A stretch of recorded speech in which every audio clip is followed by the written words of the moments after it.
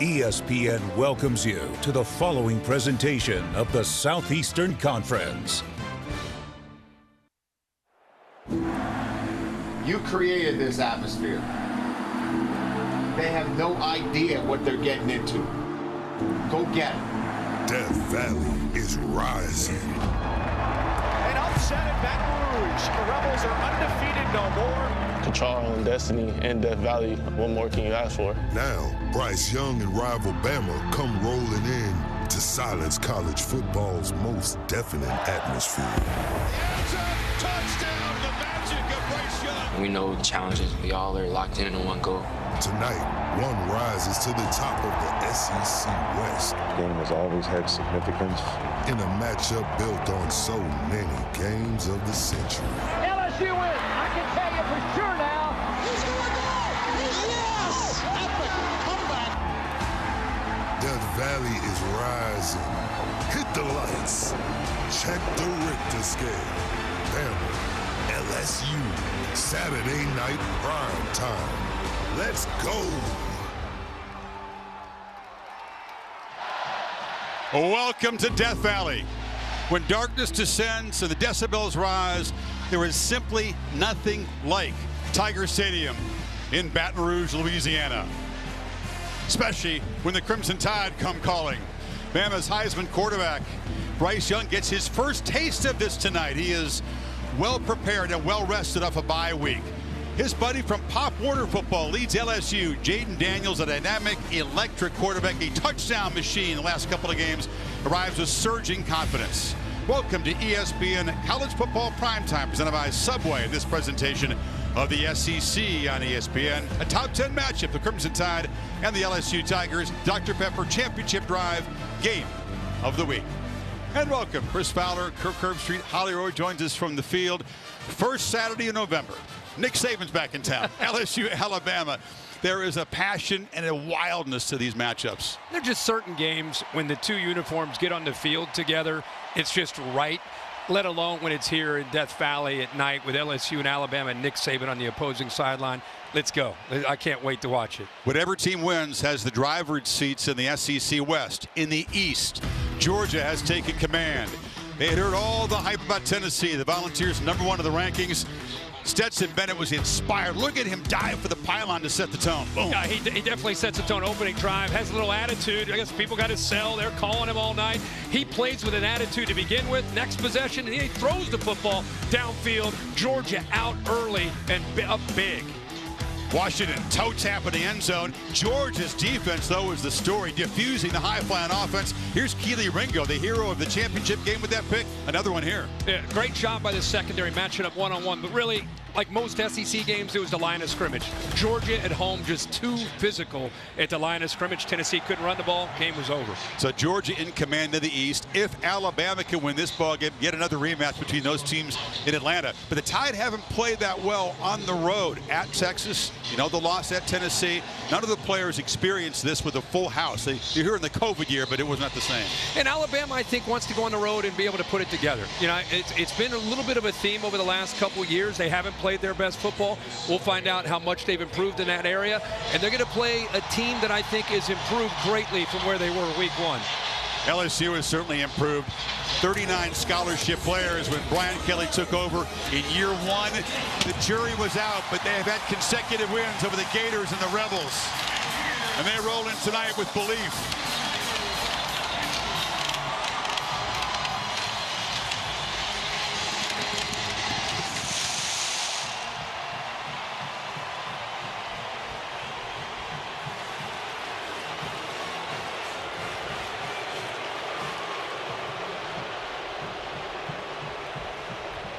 Alabama, LSU in Death Valley. Buckle up and enjoy.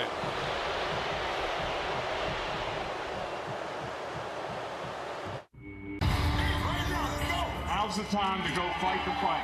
It's also the time where we create an identity for the team. This is going to be a really tough game. With Alabama coming into town, we still have work to do.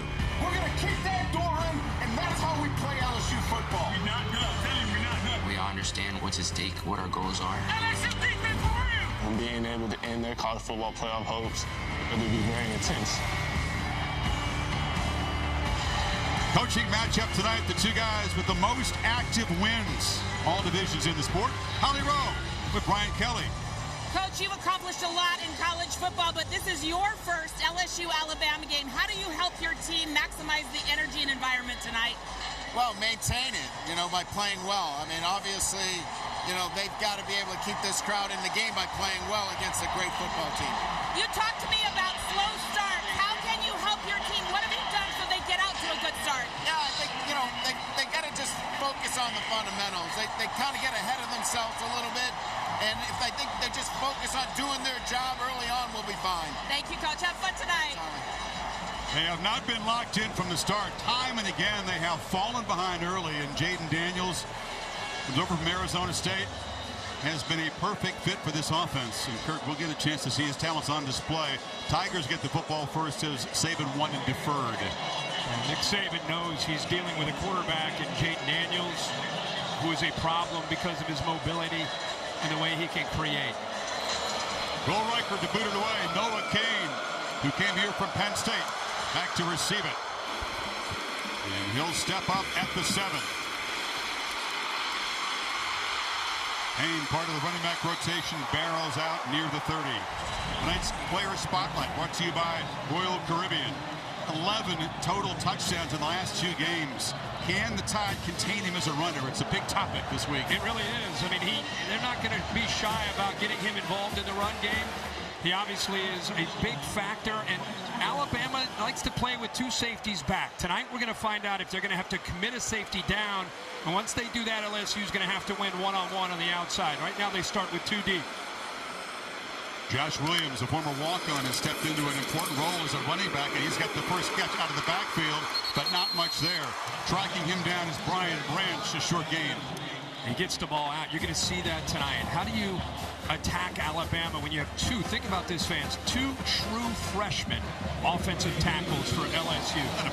The ball better get out fast against Will Anderson. Have you ever seen that? No, Will Anderson and Dallas Turner, ball better get out, you better run the quarterback. As Daniels on the edge, and Bootsy couldn't get quite the block that he needed. DeMarco Helms forces him out and a quick 3rd down. The Helms and these safeties have been schooled all week on the importance of keeping their eyes on number 5 and respecting the potential threat on early downs of him running the football. He was in perfect position there. Didn't bite down at all. Was able to push him out of bounds. Now we got our first 3rd down, which will be a big part of this game. Keep an eye on these tackles. How do they hold up? 4 receivers set to the right.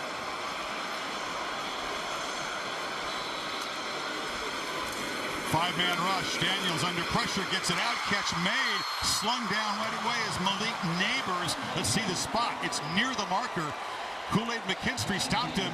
The pressure from Toa, and it's a first down. Toa, I think, hits him late. Watch Ted coming around on his stunt. Turner goes underneath.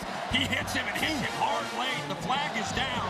So they're going to throw 15 yards on top of this and potential targeting with him lowering the head. We'll see what the replay shows when we get a little bit of a closer look. Personal foul. Roughing the passer. Defense. Toa, a Butkus semifinalist. Welcome to Bama, Tennessee, Jaden Daniels. And Bill, what was your take on this as a targeting? Looked to me like he came straight up. There was high contact, but I didn't see him dip. I didn't see any indicator of a thrust. But it's a good call for roughing the passer. There's a move to protect quarterbacks in college football. You've seen it in different conferences. It's enforced differently, conference by conference, but this penalty sets up the Tigers at the Tide 46.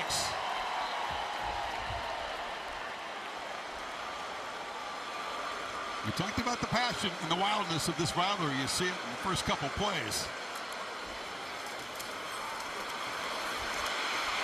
Daniels on the move, outrunning Will Anderson. A flag is down as Daniels scoots out after an 8-yard gain, but this was in the holding zone. And Williamson in charge of this SEC crew tonight. And the true freshman, again, not the right tackle 50. To me, I think it was Will Campbell, the left tackle against Dallas Turner. That's the guard. There are a couple holes up there. You got Anthony Bradford. These dudes know they will have their hands full, and that's a major concern for Kelly. Kirk, how could he help out those freshman tackles? Well, the way you help out is you run the football. You get the quarterback going, but there's 75 to your left. I see the hold on the far right. Once Turner gets by him, see 66 grab a hold of his jersey. There's another on the left, like 57. There are a lot of holds there across the board. Ball back in Tiger territory in 1st and 20. They plow up the middle with Williams. Just to finish that thought on how do you protect them in these obvious passing situations, it's got to be a combination of chipping, trying to help out, especially against Will Anderson, who'll be on the offense, normally on the right side, and then you've got to be able to move that launch point. You cannot sit back there when you have a mobile quarterback who's comfortable throwing on the run. Get him outside, and especially changing it up on 3rd downs. John Emery, Tigers excited to have him back healthy, joining Daniels in the backfield. They faked it to him. And Jaden takes a shot downfield, and it's out of bounds. No chance to make a play. Jeray Jenkins covered by McKinstry. And here's an example. You've got a running back, and the back helps here, and then you bring the tight end down, and he also is going to try to help out on Will Anderson. You see that right tackle? He comes down. Now you got 2 guys potentially to try to help on Will Anderson. There's your answer right there. It's a combination of different things like that. The right tackle that time, the freshman, completely out of the picture, and it was up to the running back there, Emery, and the big freshman tight end, Mason Taylor. 3rd and 15. Daniels gets it out quickly, and that's Neighbors going nowhere. Flying up to make the play was toe-to-toe, and it turns out that penalty will not cost the Tide. Yeah, well, the penalty on the holding call that brings him backwards, it gets behind the sticks, cost LSU. Look at the leverage on the football. Obviously a tough call on 3rd and long. They just got the ball out quickly because of that pressure. But you gotta love, you're an Alabama fan, love the position of those defensive backs. Nowhere to go for that quick throw. Jade Bramlett, who came over with Kelly from Notre Dame, package deal, is on the punt. He was a good punter 3 years at Notre Dame, and he's up to a very solid start this season. Boots it up high, and McKinstry lets it bounce into the end zone. So we'll see Bryce Young and this Bama offense in this cauldron of noise for the first time coming up tonight. I played Bryce when we were younger, in Little League football, Pop Warner. Beat this team a couple times. We never were able to beat them. Back then when I used to play defense, the only person that's ever made me miss was Jaden. Being both kids from Southern California, we're boys, we're close. And that's someone I have a lot of respect for. Great to see the relationship. That's great. Bryce, don't worry. Daniels makes a lot of guys miss. From the 20. Bama's first play tonight. Young looking to throw over the middle, and he's got a man in the slot. And that's Ja'Cory Brooks, has become a serious weapon for this offense. This gives you an idea how much respect they have for Latu, the tight end, how he works here. Watch the linebacker and watch how he moves and looks to the inside. His eyes right here actually open the slant right behind him. Bama a bye week since a pretty sluggish offensive performance the game we did in Tuscaloosa against State. Off the play action, flips it to Gibbs. And Gibbs is the top running back and the leading receiver on this offense. 2 weeks he's had a chance to throw the football, and he feels great tonight. Yeah, he settles into the game so quickly, whether it's home or on the road. Such poise. Great to see that video and him talking about his relationship with Jaden Daniels. But watch his eyes tonight and watch how he plays when the pressure is the greatest. Is usually where he's his calmest.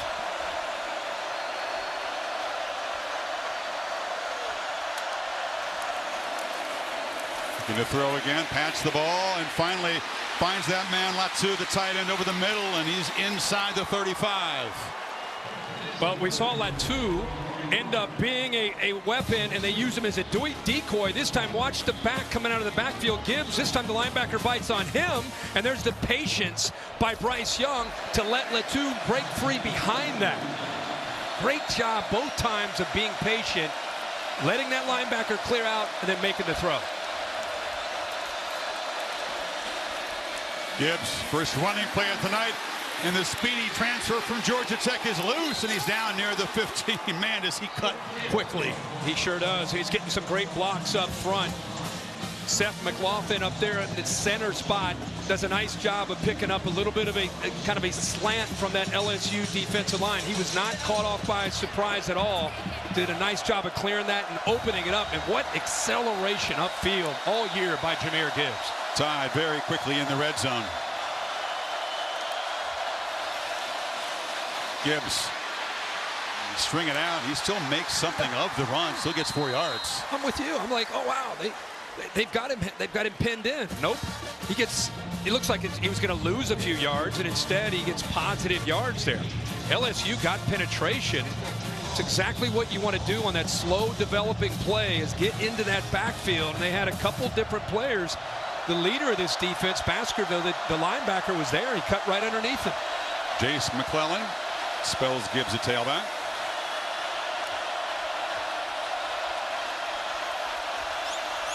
Young directing traffic. It's Burton who moves closer in the slot. McClellan following some blockers, weaving his way and fighting down inside the 5. It'll be 1st and goal. Greg Penn stopped him. Good job there of setting the edge. The right tackle, Latham, the big tight end, Latu, who's known for his ability to catch the ball, but man, he has become a complete player as an inline tight end. He also does a nice job, and then big Seth McLaughlin pulling around. Open that up, and Gibbs does not need a lot of room. 3 passes, then 3 runs. Balance and execution in this opening drive for the Tide. Apologize, it was McClellan, not Gibbs.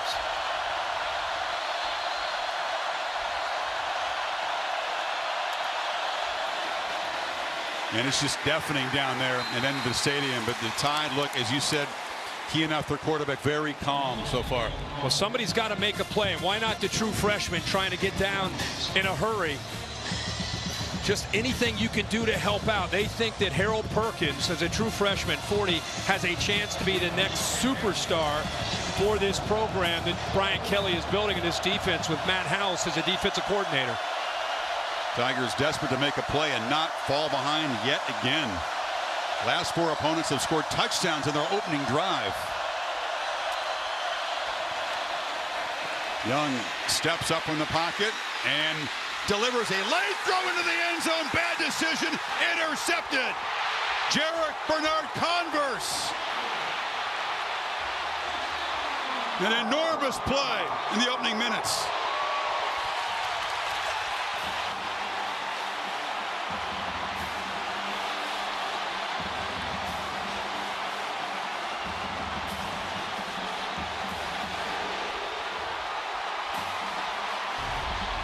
He's looking to go to Latu initially. Watch his eyes look off to the right. He wants to go there. He's locked up. And then he creates. This is where he's so good. But eyes on the quarterback. A rare decision that you don't see from Bryce Young. Throwing behind his receiver, trying to make something happen early. The Tigers get the turnover and get the ball back.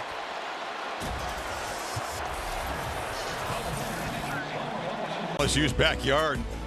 A loss at home to LSU, and then he paid him back in the Superdome. So off the turnover, the 3rd time this year, by the way, Kirk, that LSU's had a takeaway in the red zone. Right. Let's go back and show you. This is a no-look pass. I mean, Baskerville's closing in. He cannot see his target. He actually changes his arm angle, goes around that blitz, makes the throw, and kind of hopes. And again, a rare pass behind the receiver where Bernard-Converse comes up with that pick. The best free-form player in college football at the quarterback position, but his improv skills got him in trouble. You know, LSU, instead of falling behind instantly, little pep in their step as Williams gets a 1st down across the 30. And I'll tell you why that's big is your offense makes a mistake on a holding call. You end up having to punt. Bama goes right down the field, a potential hold down 7-0. And now you get a 1st down. The game's kind of settling down. Now you get a little tempo going if you're LSU. Expect them to use some tactical tempo. They're not really a hell-bent tempo team. Yeah, Bama over the years, you want to try to crank it on when you can. Certain spots. Daniels keeps it, cuts up, ducks down. And you see the suddenness, his ability to sort of maneuver in tight spaces. Yeah, exactly right. He cut right underneath Dallas Turner. And again, all eyes are on him because of the respect they have and how much he's involved in their run game. But even there, it didn't look like he had much of anything. But as soon as he saw that he had this defense running sideways, he put that foot down, cut back behind them, and he gets positive yards. More running yards than any quarterback in the country this season, even though he's 19th in attempts. It's because he is consistently moving the chains. They swing it in the flats. Emery, who is spun down, and a horse collar flag on the tackle by Dallas Turner. Oh, yeah. Obvious call. Obvious call. Dallas Turner trying to hustle to make a play. Just had to pull back there. And just being aggressive, it cost him. Personal foul. Horse collar tackle. Defense number 15. 15-yard penalty. Second personal foul early in this Tide defense. Money's worth. Ooh. Yep. Emery's kind of been battling to try to get back from some injuries. Really a kind of one you pull aside there, Bill, for a clinic reel. Is that pretty obvious? Yeah, that was a classic horse collar tackle. Exactly what the rule was made for. Causes injury to the legs. Last time the Tigers were set up here, they had a holding penalty spoil the drive. Keep it on the ground. Running into heavy traffic. Jaheim Oates, the true freshman tackle, stopped Emery.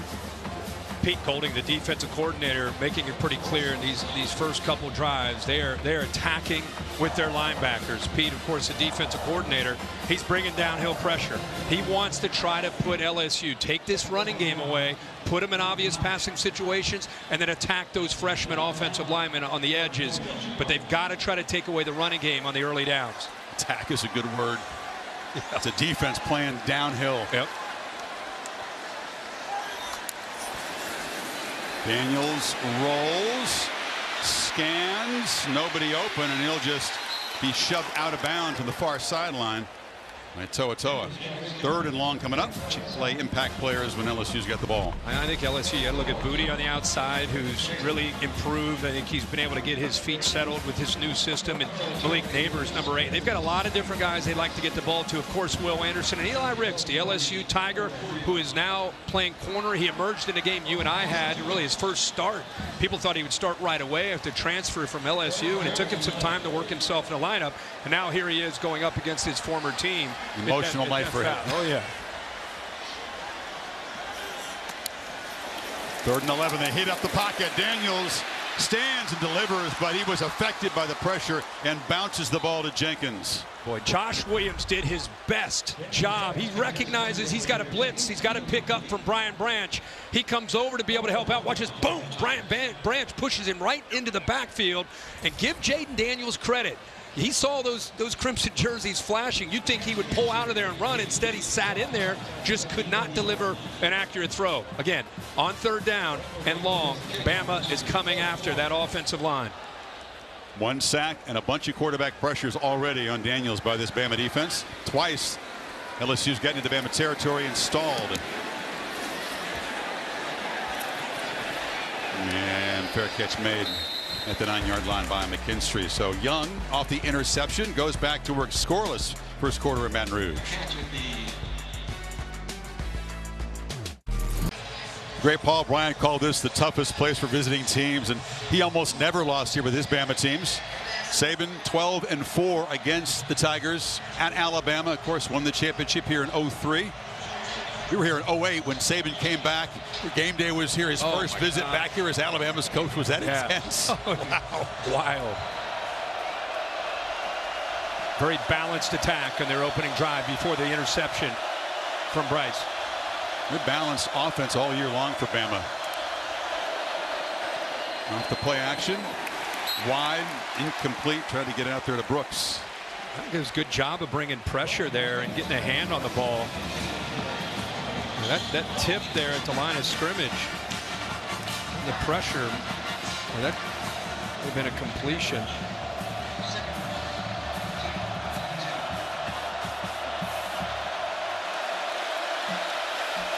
Cordell Williams in the backfield.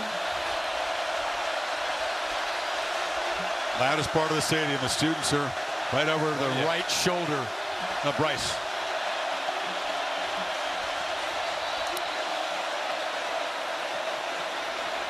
Young has time, delivers right down the middle into traffic, diving. Ja'Cory Brooks couldn't come up with it. Really good job here by the safety, and I think it affected the accuracy of this football. He's looking to get the ball to the left there to the tight end. He's double covered, and then that bracket comes off and flashes right in front of the eye. See that you get 2 on Latu, and then he comes over and gets in the way of the throw that was intended on the crosser there. Looked like Burton coming across. Deafening on 3rd and 10.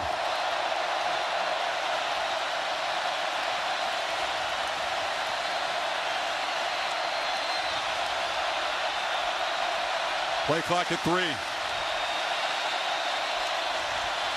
Tigers drop back. Actually, there's a flag before the snap. You can crank up the speakers. You can practice against it. This is tough, though. Everybody moved except the center didn't snap the ball. Prior to the snap, timeout, LSU. Oh. First timeout of the half. And bails out Alabama there. So they spend the timeout on defense on 3rd and long. Just talking about the crowd noise, and nobody has speakers louder in practice than Saban does. But this is really, as in college football, this end of this stadium at night is as tough as it gets. Oh, you're right. Especially when they believe, and they're you know, keep in mind what's at stake in this game. Alabama, of course, is everybody's focused on them after a loss at Knoxville. They're trying to get themselves back in position to get to Atlanta and potentially win the SEC in the playoff. Little old LSU that lost to Florida State in the opener, they've righted the ship, and they still control their own destiny. They win tonight, boy, they are in a great position to get to an SEC championship. So a lot at stake for both these teams, and this home field, they understand that. Amazing to think that LSU could be in the driver's seat of the division with a win tonight. They could even afford a loss in the conference game and get to Atlanta. They'd have the tiebreak. That's right.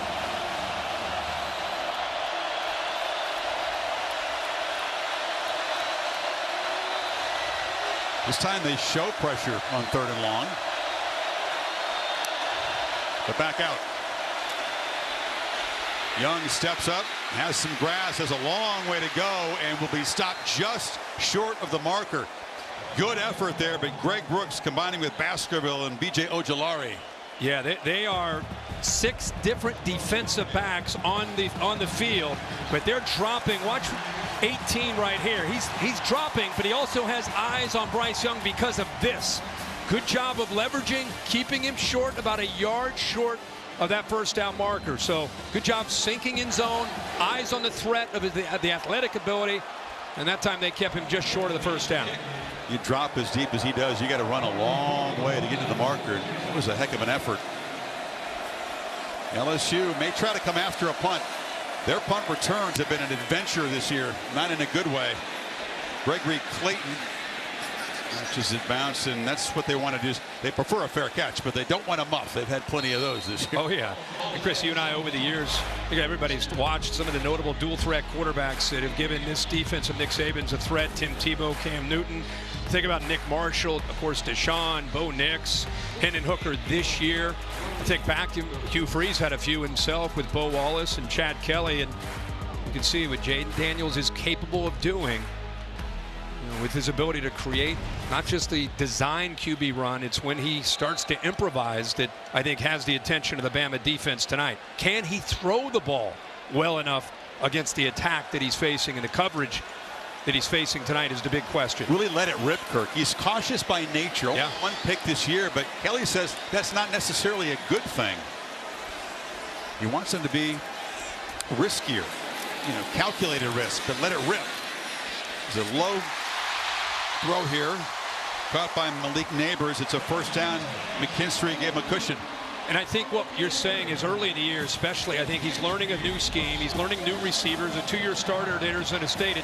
Right here, he would have been late on this ball. This time he gets the ball out, has one hitch, ball gets out, and it gives Neighbors a chance to work himself back and still be beyond the sticks for that first down.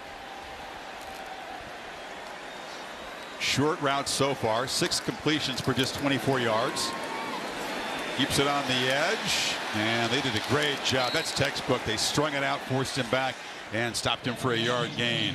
Yeah, it sure is. And watch in the background, you get motion here, and Branch goes with him. But I want you to keep your eyes on Branch, who I think is becoming the guy in this back end of this defense. So he's got to worry about the receiver, Booty, going motion, but eyes on the quarterback the entire time to allow him to come off of the receiver, peel back, and make a play right near the line of scrimmage. You know, those players have heard the narrative you talked about. Running quarterbacks always give you guys problems. Oh, yeah. They're tired of hearing about it. And 2nd and 9. Ball lofted downfield over the head of Neighbors. Interesting matchups on the edge tonight. Oh, yeah. And with, again, that pressure you're going to face, it's an easy thing for the protection. Ball is out fast. He goes up in the air. A rare opportunity where you don't have a safety behind the corner to help out. So he took the one-on-one shot there on 2nd down and 10. It's hit or miss, and now you're facing a 3rd down and long. Yeah, all the 3rd downs have been 3rd and uncomfortable for this Tigers offense so far. Daniels escapes pressure. Anderson chasing him down, and it's incomplete to Brian Thomas. Was he across the line when he threw it? Looked like he was. Yeah, he was looked like about a full yard. Well, Nick might have got bumped into. The headset needs some work on the sidelines. But how about just keeping that play alive? I mean, Bill, you're looking for any body part at all to be behind the line, right? He has to be 100% across the line at the release point. Pass from behind the neutral zone, beyond the neutral zone. Number 5 of the offense, 5-yard penalty for spot the foul. Is his right foot? I've got him still behind the line. Replay's buzzing right now. They're going to reverse this call. Careful, coach. It was incomplete anyway, so it's 4th down. And Coach Saban right there. McKinstry went into him, and Nick didn't show some quick, so the headset didn't fare as well as the coach. No, but he's got his game face on. He bounced up, ready to go. I'm glad he's okay. He's got to be pleased, by the way, that his defensive backs have played so far tonight. That's the area, of course, where he spends his focus, practice. You and I had them the next game after the Tennessee debacle for that secondary, and boy, did they look a lot better when they played against Mississippi State. Of course, they're reviewing whether or not he was across the line of scrimmage. Bill feels like he had maybe that right foot still behind the line, but that secondary really performed, I think, to their standard. The last time out, they had the bye week to get healthy, lock in on this scheme. You give Nick Saban 2 weeks to get ready, and Pete Golding, usually it's going to be a tough night for any offense. This is just a matter of where the ball is going to be placed for the punt. The pass was incomplete, so it's 4th down. Let's see what Ken Williamson has to say. After further review, the ball was released behind the neutral zone. Therefore, there is no foul for legal forward pass. The result of the play is an incomplete pass. It's 4th down. Thank you for the explanation, Ken. What a scene right there.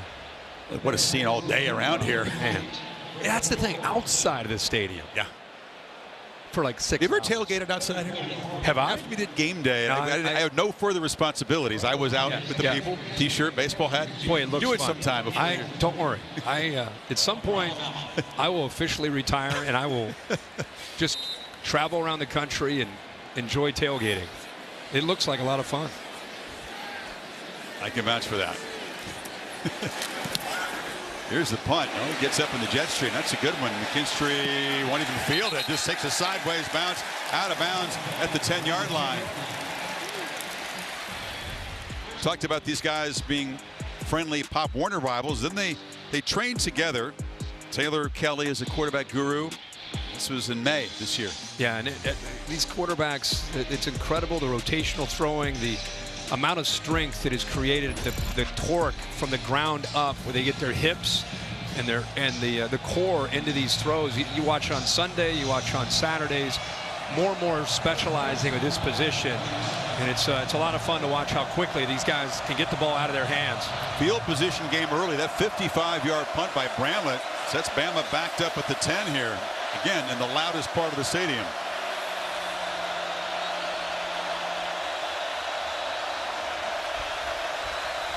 Comes a blitz. Perkins hits Young after the throw. Heavy pressure by the true freshman. They've got Bryce out of rhythm here, unsettled. Yeah, and you know, I think Gibbs missed that, and you could see him coming on the hard count, and you could see that. Watch the running back missed his pressure. He showed it initially. Now Gibbs has got to get out of there quicker. He's got to be able to recognize that pre-snap, the threat to be able to take care of his quarterback off that right edge. Perkins, a Texan with a huge future, making a big contribution here in his first year of college football. Young has protection this time, goes down the sidelines, and that's Ja'Cory Brooks going up and making the catch. Out of bounds. Ruled him out, though. Yeah, he caught that football, but he could not get his right leg or right foot down in time. Gutsy throw, backed up near his end zone, gets the ball out early. Good effort there to get it in, and Brooks makes a great catch. He holds on to it, but again, you can see in the replay, just not able to come down in bounds. Young started 3 for 3, then threw the pick, and the last 4 have been incomplete. Last third down and long, they showed pressure, got out of it, and kept eyes on the quarterback after the scramble. Oh, movement up front.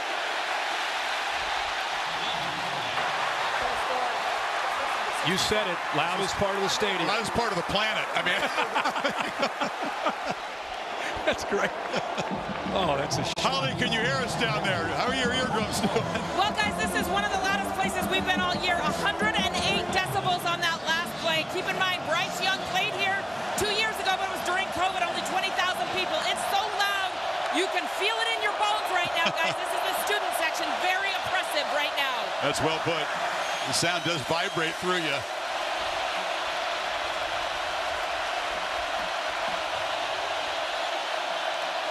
Snap it at 3 from the end zone. Young dodges pressure, just bounces the throw. B.J. Ojolari again after the quarterback. This is a fired up defense right now. What really good job by Perkins, who comes off the right edge. The defense is able to apply that pressure. Got a little bit high and got away with it. James Burnett, the Aussie, from deep in his end zone. Gets it away, but it's ugly. Low or high and short. It's going to get a favorable bounce. Clayton couldn't get up there and make the catch. And for the second time tonight, the failure to make a fair catch has cost them precious yards. So Matt Berry for an update. Guys, good evening. Want to keep you updated on Clemson and Notre Dame. This was after Clemson's first possession. Prince Colley, we've got a blocked punt and a touchdown. Irish up early on the Tigers, 7-0 at home. You know, the last time those teams collided in South Bend, it was a classic overtime win for the Fighting Irish. Clemson, obviously, with no margin for error as they chase a playoff spot. How about in this first quarter? Typical LSU Alabama game of field position, right? These special teams and hitting yards could be big. Neighbors has blockers on the end around. The Tide closed it down pretty quickly. Looked like it was going to result in more than a 6-yard game at first. I'm with you. I think if he were a little more patient or would allow that convoy to just kind of set up the blocks, I think he could at the very least gotten a first down. I noticed they're changing up some of the play calling with Mike Denbrock here. Instead of just running the ball, comes in with an idea that, hey, they're going to attack us on early downs. We got to either throw the ball, play action, reverse, something to break the tendencies of running on early downs.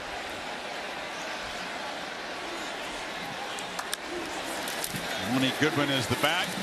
And they get to the left, and he does get the edge, makes a cut, and Goodwin, as a flag comes out late in the run, tackled at the Tide 42. It's going to be a holding call. It would be the second of the night here. A spot foul. Holding. Offense, number 10. 10-yard penalty for spot or foul. That's Jeray Jenkins, the receiver on the edge. He's up against Kool-Aid McKinstry. Got his arms around him and just held on to him, wouldn't let go. And McKinstry, of course, does a good job of letting him know.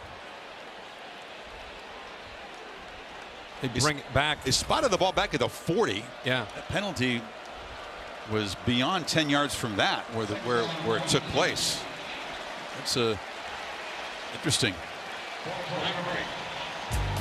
So, no score after one in Baton Rouge. You're watching ESPN College Football Primetime.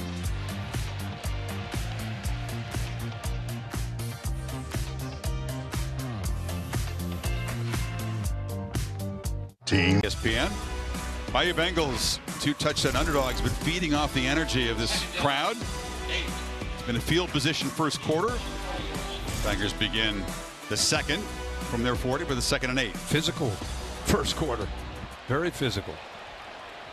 Penalties have played a key role already.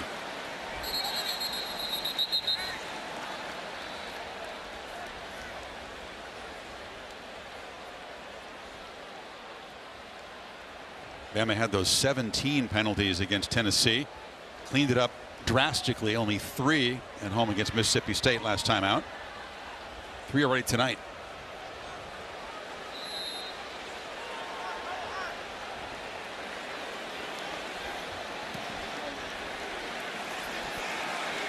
Noah Kane is the back. And Daniels gets it out. And keep an eye on this tight end. Mason Taylor, son of NFL legend Jason Taylor, is a force already as a freshman. Yeah, he sure is. It's a little confusion here. Watch the corner bail, and it opens up for the flat route by 86. McKinstry gets deep. The linebacker gets deep. Somebody not quite on the same page, because you got to either have him in man or you got to have a flat defender out there. Nobody's out there, and an easy throw in first down. Good DNA, but man, is that dude fast and fluid. Ball skills. He's become a better blocker as a tight end, too. That slant was tipped at the line. Brian Branch again, man. If you're an Alabama fan, you know all about what he means to this defense. Really becoming the glue. Like I've said in the past, there's always that defensive back for Nick Saban and Pete Golding's defense over the years. Go back to even when Kirby was there. He can play nickel, he can play safety, play what they call money, where they get him up like a linebacker, but he can cover people. Great leader back there. And running right into the arms. The tackle was Kane. That was Jalen Moody swallowing it up. He committed down. Really thought you could see the potential of Daniels pulling it out. Watch to your right. 42 will flash. Both edges set by that Alabama defense. That was a predetermined handoff, or he would have pulled that and gone around the edge there with Moody collapsing down. Now it's another 3rd down and long, and they're 1 for 4 so far tonight. Haven't seen Kayshon Boutte targeted yet tonight, Kirk. He's been surging. 16 catches the last 3 games. Haven't looked his way yet. Daniels in the pocket, pinballing around, and Will Anderson and company knock him down. Turner was there as well, toe-to-toe also. Well, that's a good job of just squeezing the pocket, kind of coming in from the outside, not letting him go anywhere, not letting him escape. Just keep him inside. And if you're number 5 there, you've got to have an internal clock. You know that eventually, even with good pass protection, Will Anderson or Dallas Turner are going to get to you. You got to get out of that pocket, and you got to try to get something or throw the ball away. Both quarterbacks feeling the pressure tonight. 2nd sack by the Tide, and they have pressured Daniels on almost every dropback when he's held the ball for any length of time. Bramlett again going to do his job, and for the 3rd time tonight, Bama's going to begin a drive around their 10-yard line. Shaq, the Diesel, back in town. He had a DJ show last night. Kirk, I wish you were here. I would have loved him at the club over here. Yeah. Honey Badgers here. This great LSU team. How about Big Andrew Whitworth? He's been great. Honored tonight. Yep. Enjoy working with him on Thursday nights. What a cerebral guy. Loves talking ball and bright future in the media. Big man. Oh my God. Big human. Sweet guy. Just kind-hearted guy.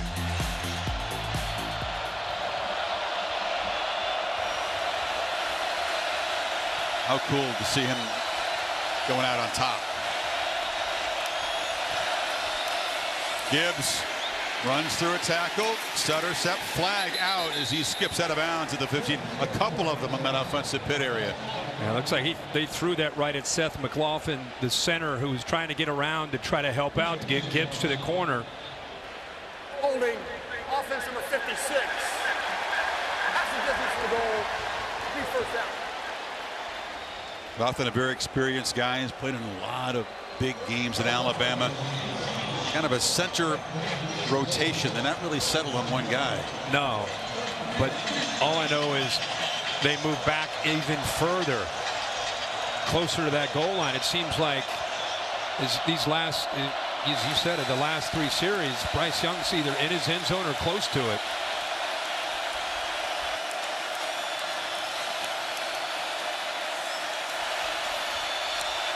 Young sets up in the paint again, delivers a throw to Gibbs, who bobbled it and held it. Is complete for a very short gain. Good job of holding on here. Such a reliable receiver as a running back. And good job by Bill O'Brien saying, hey, let's get the ball out in a hurry. The only reason he bobbled that, he secures it. His eyes got up, looked to see where the defender was, and it almost cost him. Tied 0 for 2 on third so far. Need 12 in the second down play to avoid another 3rd and long.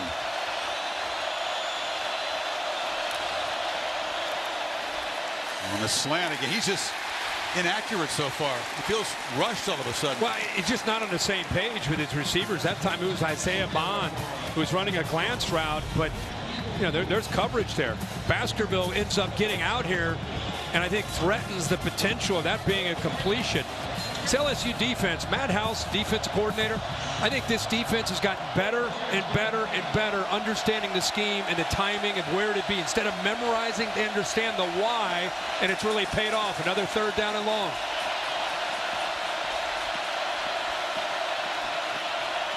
Everybody walking up. Who's coming? Who's dropping? They only rush 3. Young scrambles from the goal line, delivers out of bounds, incomplete. That was Riddell Williams out of the backfield. Harold Perkins again brought the heat to the quarterback. Yeah, we keep telling you about Perkins. He's had an incredible true freshman year. This time, instead of blitzing, he's just going to spy. If he moves, I'm going to mirror him. I'm going to move with him, and then I'm going to hit him. He's got a different gear than everybody else in that front 7, and that quickness got on to Bryce Young in a hurry. Back to back to back, 3 and outs for the tie. This start could not be any different for the LSU defense and what they're used to seeing around here. Clayton this time does make the fair catch. They get down 13-zip to Mississippi State, 17-zip to Auburn, 17-3 to Ole Miss. Totally different vibe here tonight for LSU.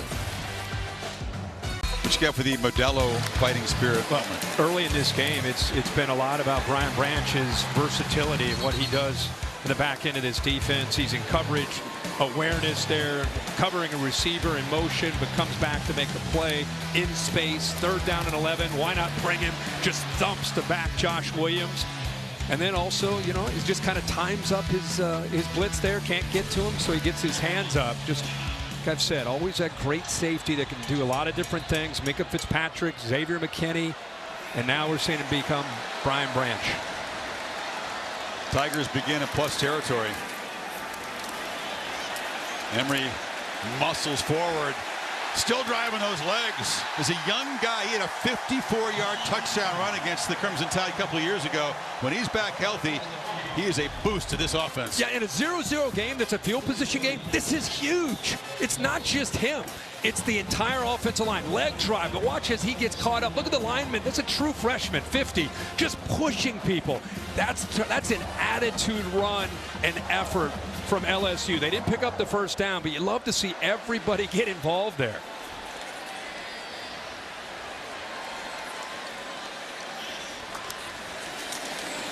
Second and 1. Daniels gets it to the edge. That's the tight end Taylor in space. You can see the acceleration. Zooms inside the 25. Just a great call here. 2nd 1. He's kind of hides himself. You pull it, everybody thinks in the middle, quarterback run. Nope. Get it out to the freshman where he can do damage. Great effort of blocking there by Brian Thomas to be able to pick up a few more yards.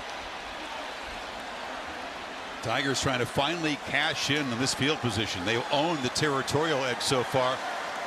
Haven't made it count yet.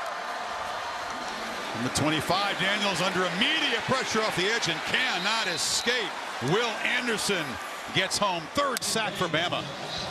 Will Campbell This time he gets a feel of Will Anderson. Will Anderson's been lining up on the other side. Oh my gosh. There's nothing you can prepare yourself for. Even in practice, you're not seeing that. You're seeing Friday night guys a year ago and a Sunday afternoon, dude, tonight. Right, exactly. He played high school football last year, probably really good program, but now he's up against Will Anderson. They moved again. The defense is left. Now he's on the right. Credit to anybody who plays in this league as a freshman tackle. Emery makes a cut. Did he say in bounds? Twists and scores! LSU draws first blood.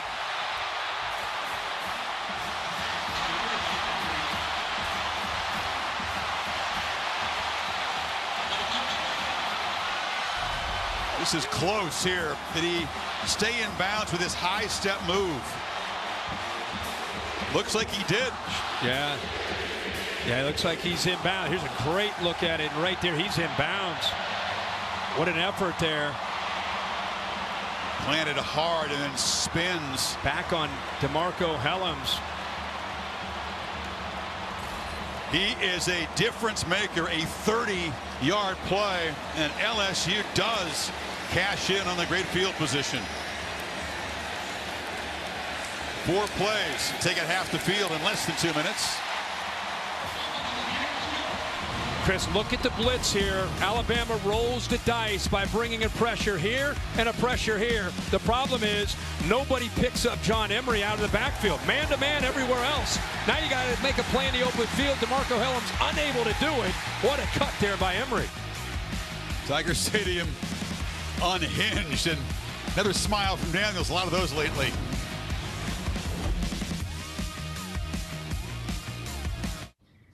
ESPN College Football Primetime, presented by Subway, is brought to you by DirecTV. Get your live TV and on-demand favorites together like never before. That means all the entertainment you love in one place. Get your TV together with DirecTV. Joe Burrow went to Tuscaloosa. They put 46 on the tie for the championship team. John Emery, 30-yard swing pass is a story. He was an ultra highly touted guy, right, in 19. Sat out the entire 21 season. Yep. 600 days between football games. Unreal. So game 3 this year. Unbelievable, and he's such a talented guy. You know, I know Nick Saban there is well aware of him. I'm sure he recruited him, but he was fired up after his Alabama team went over to the sideline talking to Chris Braswell. Showed you the blitz there. Braswell came, Toto came, and nobody was left to pick up a talented running back like Emery.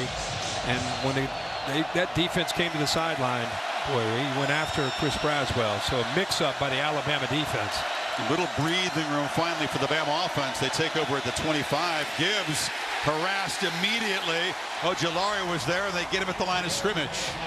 But this defense is coming alive. There's 10 and 41 both blitz, right?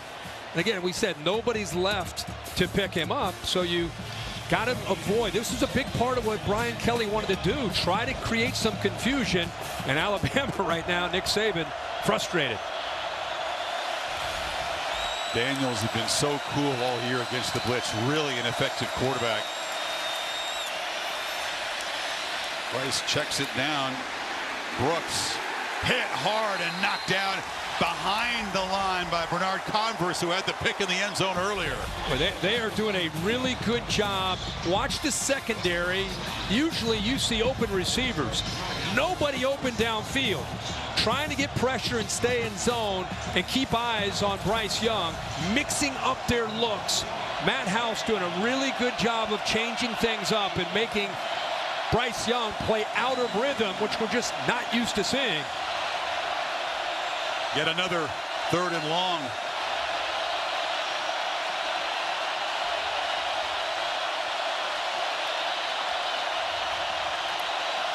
Pressure. They picked up and across the middle. That's McClellan in a lot of space. It's a foot race. And they finally drag him down at the 10-yard line. That time, LSU's aggressive approach backfires. Well, you play man-to-man. Major Burns has got a lock up here in the backfield with McClellan. He stumbles right there and loses his footing. That creates the separation. And with everybody else in the man-to-man, it becomes a foot race. And I'll tell you what, Burns is lucky he was able to catch up to him.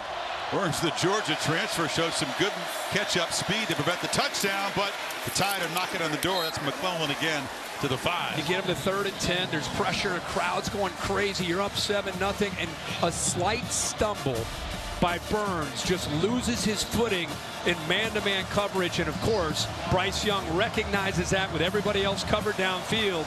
And a short throw changes things in a blink of an eye. Biggest hazard in that play. McClellan had to avoid the official as it came close to bumping into him. Gibbs in the ball game. 2nd and 4.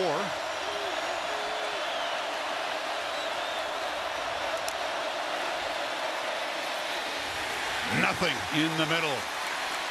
Wall of the Tigers have been a very stout defense in the red zone all year. Now watch 11 knife in there.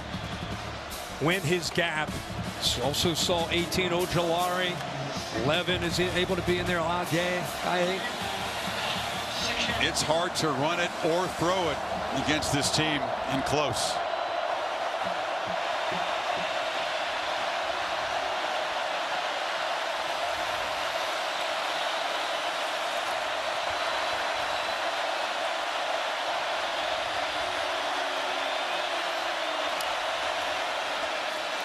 Young from the pocket. Flushed. And he's going to be trapped behind the line. Harold Perkins, another impact play from the young guy. Matt House is using him at times to pressure, and because of his speed, at other times on 3rd down, they're using him in the middle here to be able to keep his eye on Bryce Young. The potential threat of Bryce Young. I mean, look at him. He is locked in on Bryce Young moving. He takes off. Not only does he mirror him, he closes ground not to give him time to eventually find those receivers. Another guy who was playing high school football at the same time Bryce Young's winning the Heisman Trophy, and he makes a play in open field. Will Riker from 29 got his mojo back the last game. 3 for 3 and knocks the chip shot through, but LSU gets a red zone stop and still leads it by 4. Jackson. Yeah, Ravens in first place. I'm a huge Ravens fan. Rashad Bateman is out. Big news there for the Ravens. They did sign Deshaun Jackson, which could help them on the outside, but the way they're playing defense and the way Lamar Jackson is playing, obviously they're going to be in every game they play. Noah Kane from the 1. And returns it to the 23. Well, Saban and Kelly have hooked up a couple of times. Of course, Brian was at Notre Dame. They're both playoff games. The championship mugging in Miami that you were a part of. I unfortunately called that one. It was over early. The semifinal early a year ago. They were closer, but you know, Kelly wanted one more swing at a national championship, and he believes that LSU gives him a better chance. And he was not shy about saying that he wants to beat Saban. Who doesn't want to? But you come to the deepest end of the pool in college football down here in the SEC West. You got to go through Bama.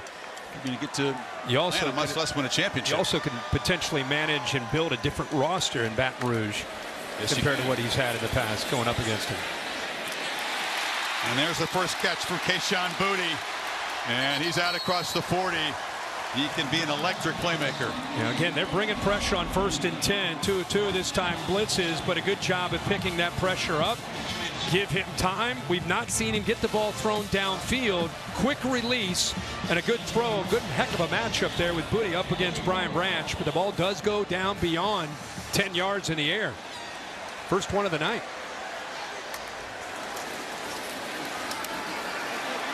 Emery makes the cut. Boutte, a guy who had such tremendous hype, then lost about half of last year to an ankle injury, struggled in the opener. And Boutte became a father about a month ago, and since then has just kind of relaxed and settled. He's not pouting anymore. He's sort of very involved and been surging. Yeah, I think he was pretty emotional early in the year. He had a new coach. He had a lot of things going on in his life. It seems like he, as you say, has settled in, and it's really paid off for him these last 3 or 4 games. He waited until late second quarter to look for him the first time. Now he's got his second catch, but they are all over him. Jalen Moody has been active tonight. Sure has. He just does a good job of being able to make a play in space. Dallas Turner actually turned that ball in, leveraged the football. Anytime you see LSU go empty, you know the ball is either going to come out fast or a quarterback draw. Get it out there fast to an athlete, have some blockers in front, but look at the Alabama defense in space run to the football. Tigers 1 of 5 on third. Pressure again. Daniels flips it short, but knocked down immediately as Josh Williams by DeMarco Helms, and the Tide get a stop. Here comes the punt team. And that's Alabama defense there. Third down. Brian Kelly knows that's the challenging part of dealing with the pressure. He had time, but a really good job of being able to come off of the pressure of the blitz. You've seen To'oTo'o a lot of times coming free on blitzes, but that time he and DeMarco Helms right where they needed to be to get LSU off the field. See if Bramlett can pin the Tide back one more time. Special teams have not been a strength for LSU this season. Bramlett's been one of the few bright spots. That's not his best kick. There's a flag down as the ball is going to roll down about the 28.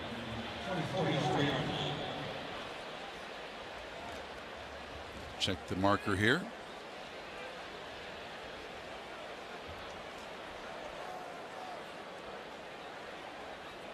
So Bama 151 total yards. The running game has been held in check very well tonight by LSU. During the kick, holding, receiving team number 19.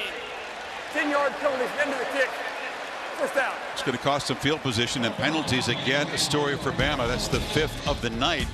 Young, 3:21 to work with. Memorial Tower, the LSU campus. Home team up by 4. Thanks, man. Yeah, the Buckeyes had to battle in Evanston. TCU had to come from behind to stay perfect. Now it's Clemson in a battle on the road, and Alabama down 7-3 here. Gibbs celebrates for a 6-yard gain. Fouché on the stop. You know, Alabama had, you see their drive chart, the interception, the 3 punts, and then they get the big play with a throw out of the backfield to McClellan in man-to-man coverage, and they get a field goal. But don't write this offense off. They have potential to score and potential to get into field position, as you saw in their last drive, in a hurry. 5 of their 6 drives, Kirk, beginning from their 21 and end. Exactly. Young across the middle. Again, pressure enough to affect the throw. He bounces it way short. But they're doing a really good job of just winning some one-on-one blocks and being able to sit back in zone. B.J. Ojolari that time just pushing that pocket. Remember, Bryce Young is undersized. They list him at 6 feet. I don't know how tall he really is, but when the inside pressure gets in, right, coming right at him in his face, it's hard to find lanes for him to be able to be effective and throw the ball. It's a great point. And that was their philosophy. That was their intent, to kind of squeeze the pocket from the inside.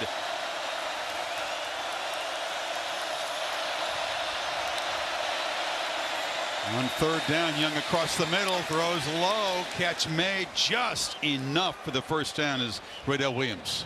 Just to give you an example, not just on this drive, but tonight, I mean, this is what you're dealing with. It's a pretty good angle to be able to see with the pressure in his face, how hard it is for him to be able to navigate. And really, it's a lot of it, what he's doing is he feels and he tracks his receiver, and without seeing him, he tries to throw to a spot and hope that he matches it up. Protection is good this time, and the ball is zipped to Kobe Prentice, a true freshman who's made an impact here. 29th catch on the season. And these receivers, you know, when you look at Prentice as a freshman, Isaiah Bond, Burton, who transferred over from Georgia, Ja'Cory Brooks, they're coming along, but they don't have what they've had in the past 5, 6, 7, 8 years out on the perimeter.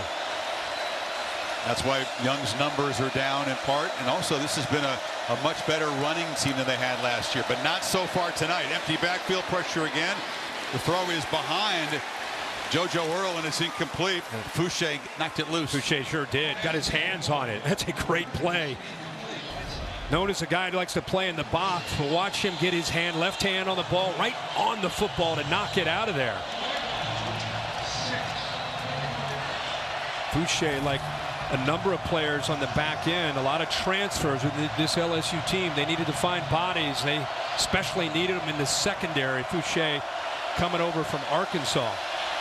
One of 5 defensive back transfers in this LSU team. 5 of their top 7 DBs are transfers.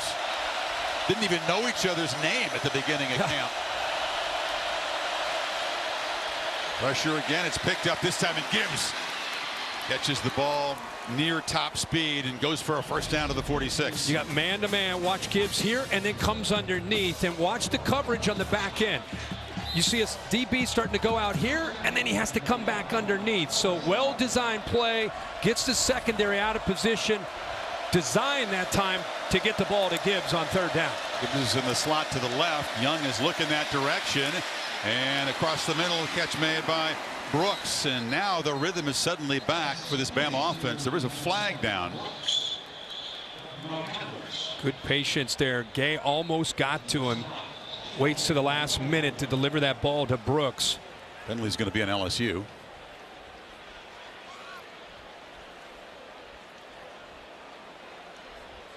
It's going to be on Major Burns, who tackled a receiver away from the ball. On the defense, number 28. That penalty will be declined. Result of the play and the first down. And they gain more yards on the play, so they'll take it. And now the Tide, who've twice been to LSU's 5-yard line tonight, come away with a total of 3 points, a chance to take the lead before halftime. There it is to the top of your screen. Doesn't impact the play, but it gives you an idea. Burns, who's worked his way back to be able to play, one of the leaders on the back end, struggling so far in coverage.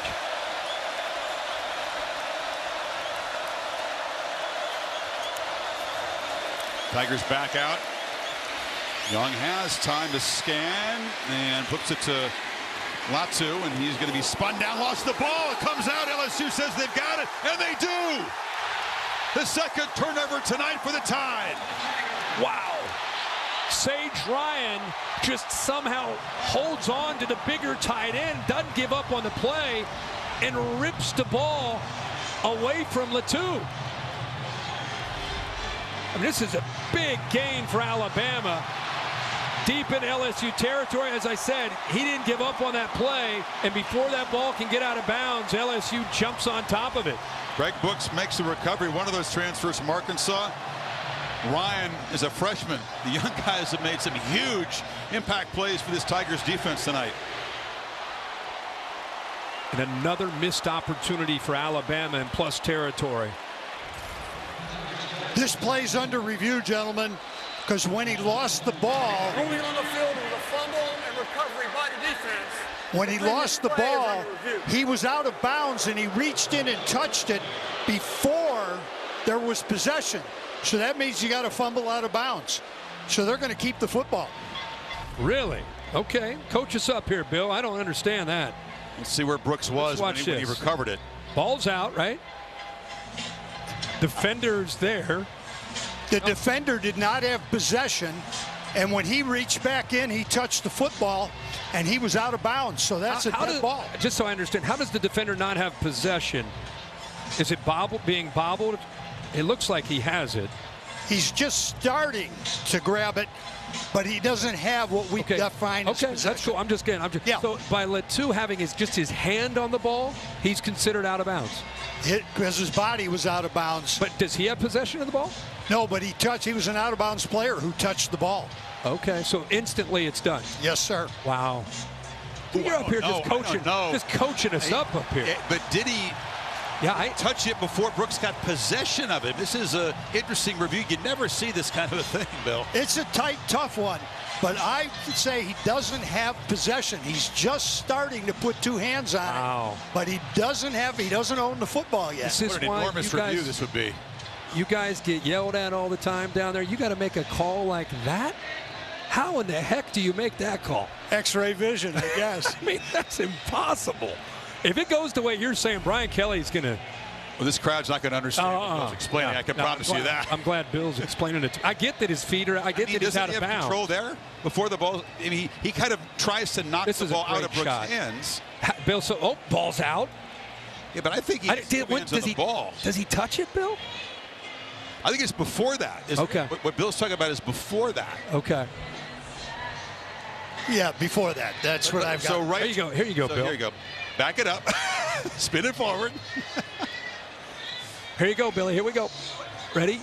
Boom. Right there, you're saying? But does Brooks have two hands on the ball when it's touched? I don't disagree with you about two hands on the ball. I'm saying he hasn't finished possession to say he can do something common to the game. Wow. This is one of those intricate ones that you don't see plays like this, and this is enormous because Alabama is going to be set up in position to potentially take the lead before halftime here if this call is reversed. Have all 3 timeouts if, in fact, as you say, it is reversed. Ball's going to be right around the 25-yard line. Bill, I can't wait to have you explain this on social media, what's going on here. It's going to be fun post-game. Come on the video with us. You can describe this. Get Bill on the nightcap recap, the digest. Here we go. You're going to get Williamson. After further review, the fumble was loose on the ground and touched by a player who was out of bounds. That made it a forward fumble out of bounds, giving the ball back to the fumbling team. With the Alabama ball, first and 10, 36-yard line. Chapter and verse. Bill was right. Brian Kelly wants his own private explanation. The crowd drowned him out. Once they knew it was going to be overturned, and that long explanation that Ken gave was lost on them. I'm just really impressed. I thought LSU, another opportunity. They're able to get their offense back out there with 120. Bill instantly sees it, says, wait a second, they're going to have to review it. I think it's really close, to be honest. Really close. But it's the call, so Alabama, 3 timeouts, minute 20 to go. Ball right around the 26-yard line. Kelly still wants an explanation. I think crowd is stunned. They can't figure out exactly why their defense is back on the field.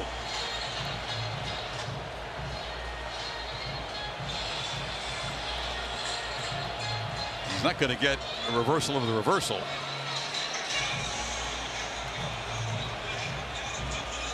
You just don't see often. He's being patient. He's listening.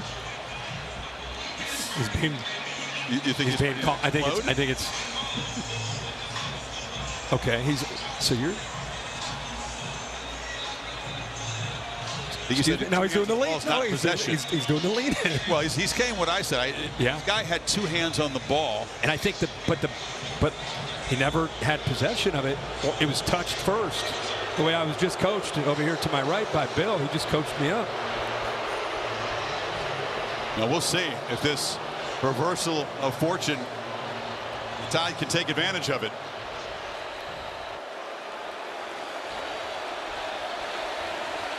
Time not an issue. They got all 3 timeouts.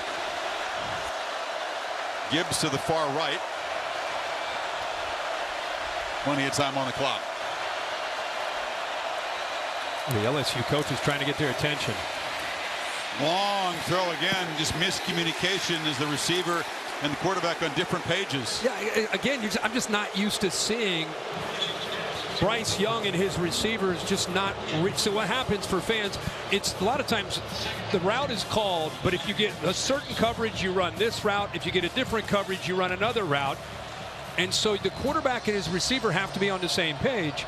Well, Bryce Young clearly saw soft coverage. I'll get the ball out, and the receiver didn't read the same thing, so it's a miscommunication. Gibbs, a running back who is a very talented receiver. The misfire makes it 2nd and 10. Young from the pocket, pressured again, tried to find Gibbs again, and it's 3rd and 10.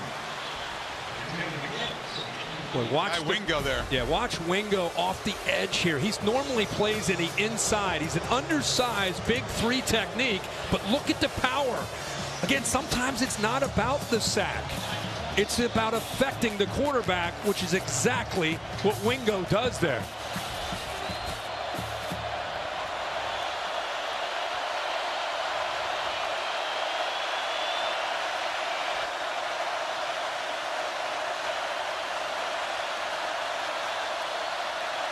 Play clock at 4.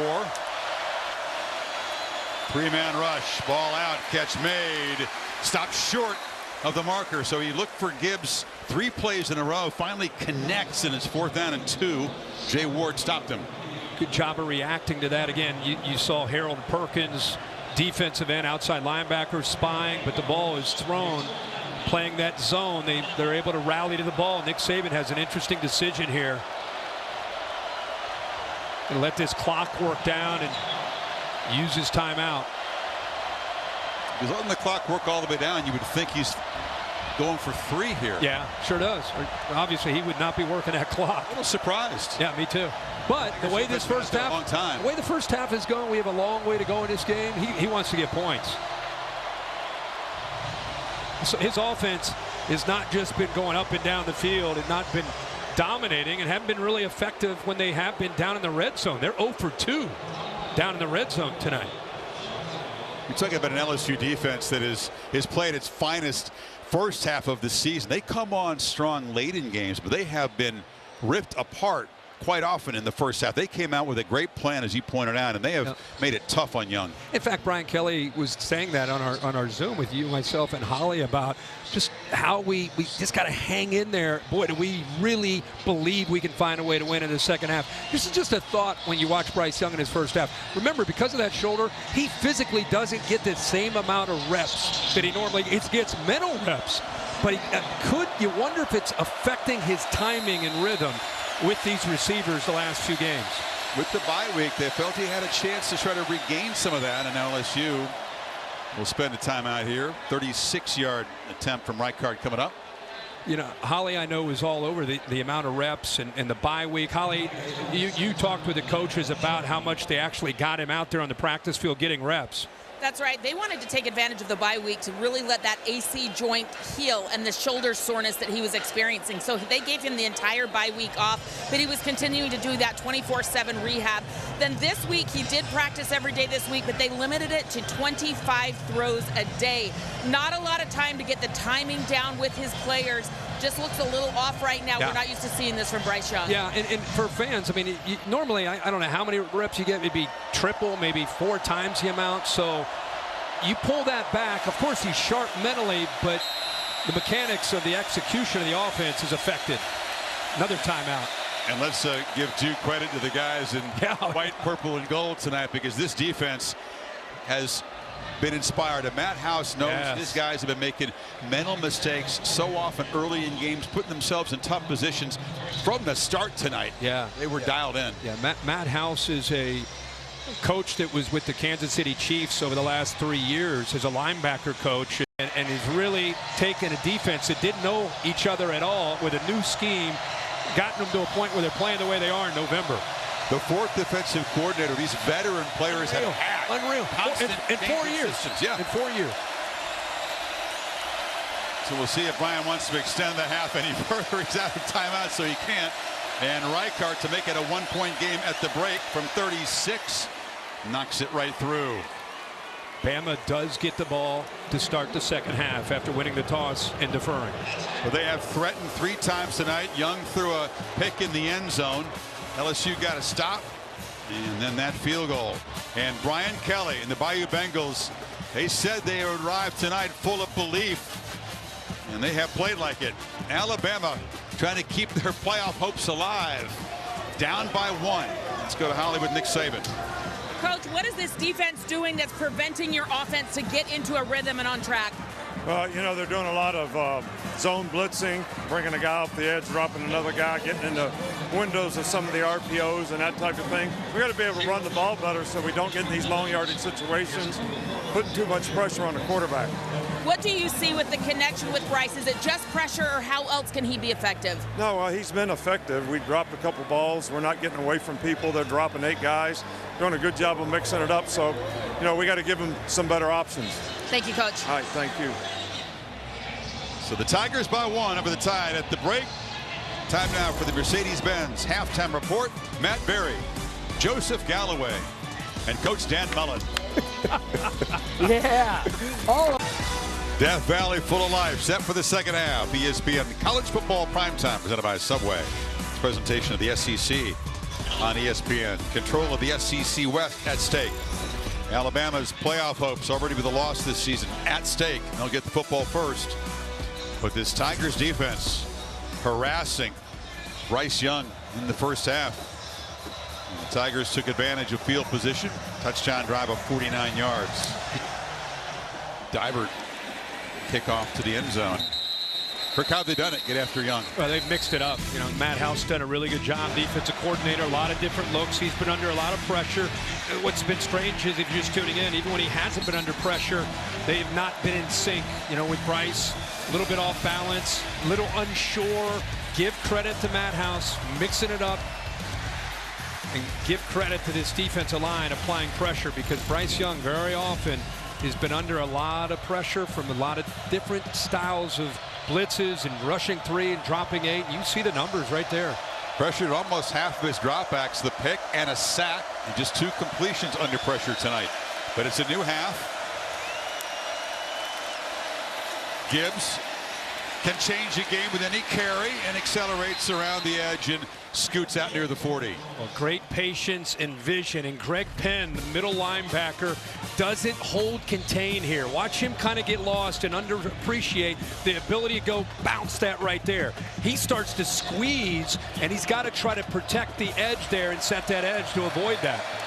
Gibbs comes in averaging 7 yards a carry. Hasn't been a big part of the offense yet tonight, and that time they grab him and throw him down near the line of scrimmage. Micah Baskerville. Baskerville does a better job there with his pursuit, coming in a little wider, appreciating that Gibbs can bounce it.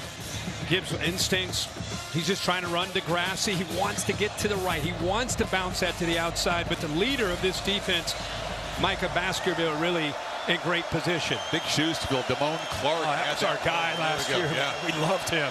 We actually called this game last year and really saw him assert himself and got the Tigers to believe that night they had a shot in Tuscaloosa. Came close.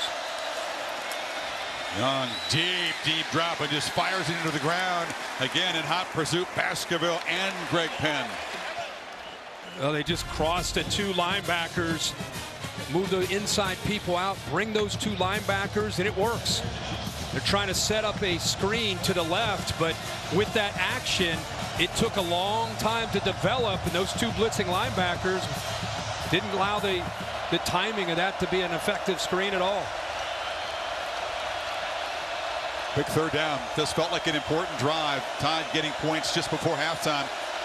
Could they perhaps grab the lead in the road and calm this crowd down? Well, LSU a chance to get off the field immediately here. There's Perkins spying again. Oh, this time he moves out. 3-man rush, and they still get him under pressure. McClellan's knocked down hard right at the marker by Mekhi Garner. It'll be a first down, though. Remember the last time we called their game against Mississippi State?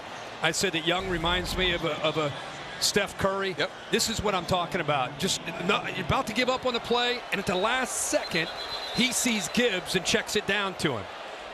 Kind of like he's on the break there. Like on a I like it. He loved that comparison.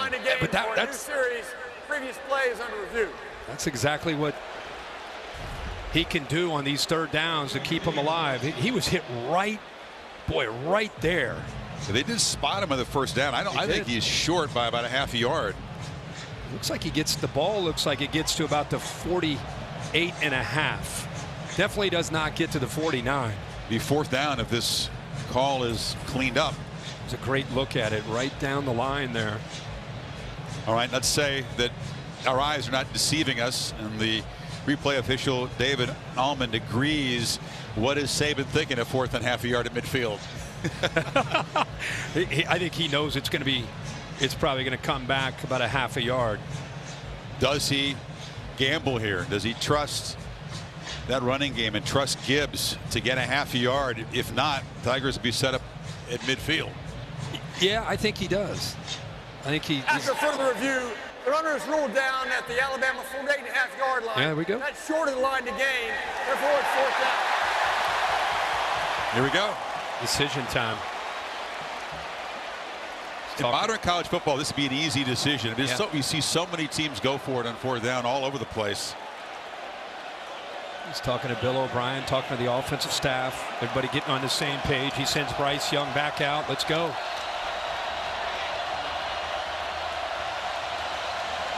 A chance for LSU to stone the Tide offense and really claim some momentum.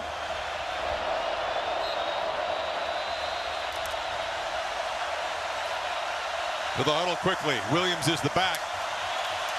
Bobbled snap.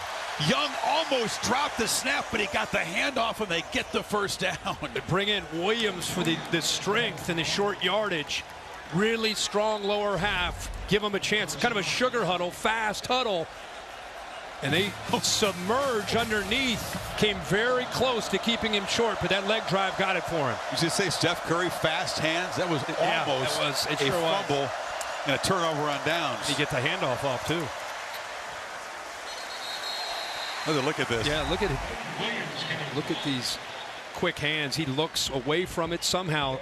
Boy, not only did he secure it, but he just happened to be in position to just hand it off where he was able to secure the ball.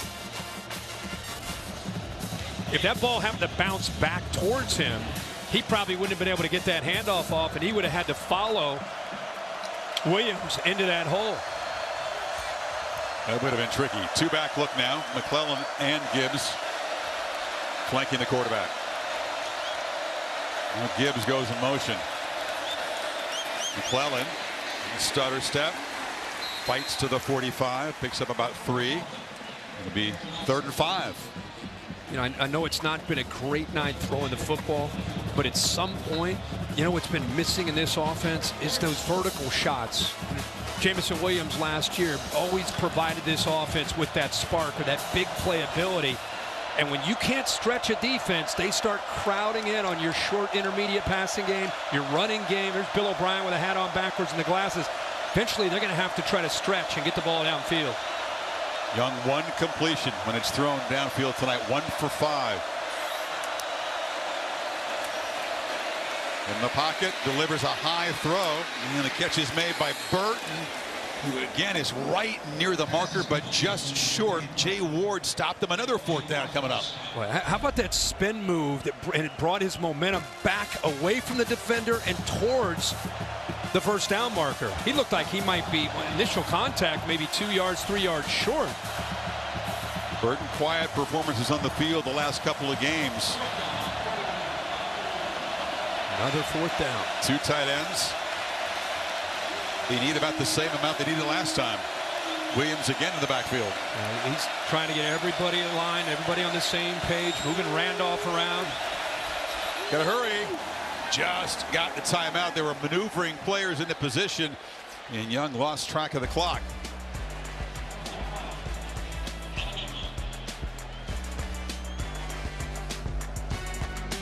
AT&T 5G Skycam zooming over this crowd of more than 102,000.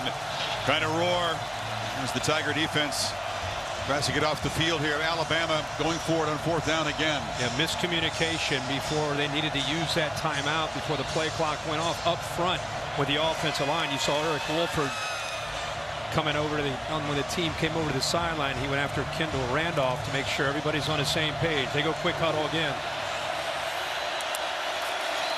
Williams again stumbles, lunges, just makes it for a 2nd time, and the drive continues.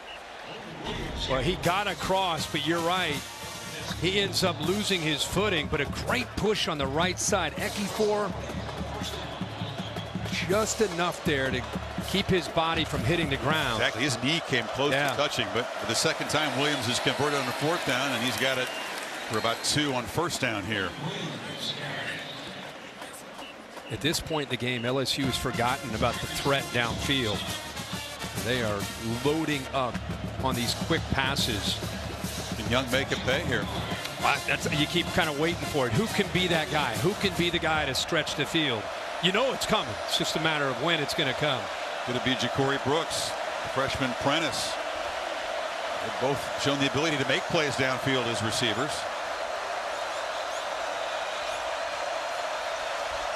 Gibbs motions out. Young looks back to his right and delivers. And that's Brooks. Couldn't quite escape. He's going to be tackled. Actually, there's no whistle yet. Did he stay up there? He's spotted inside the 20.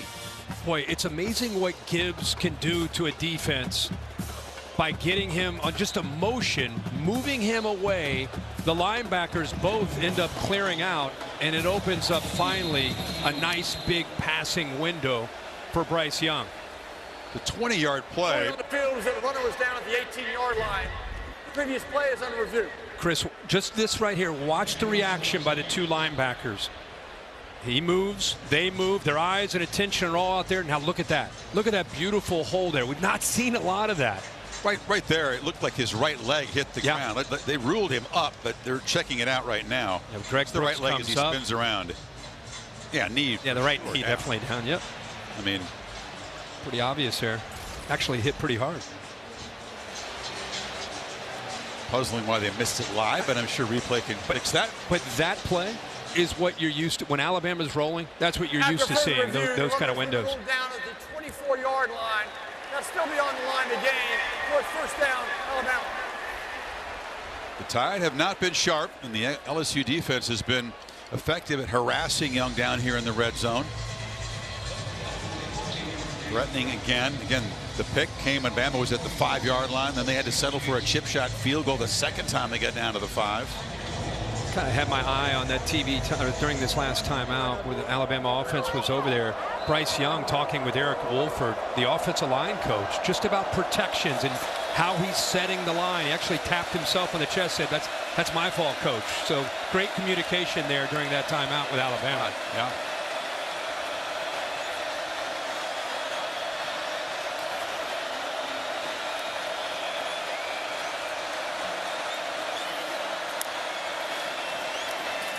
Young swarmed and sacked. There was early pressure. Joe Fouché got him down, but it was a swarm again by the Tigers. Yeah, they're going to bring the pressure right here, and then eventually just use speed and quickness with Fouché, who comes off that edge.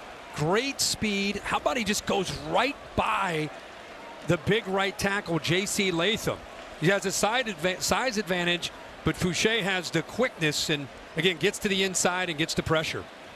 They're looking at Tyler Steen, who is down on the field. They appear to be looking at that ankle. We'll step aside.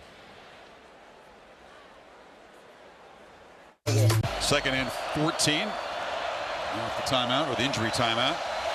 Steen helped off, and Amari Knight takes his place, left tackle. Ball quickly to the edge. Brooks spins away, fights through Garner, and gets down to the 20. Another nice job by Bryce Young. Keep in mind, he's got to get the ball out there in a hurry because you have offensive linemen out there. This ball is high and to his right.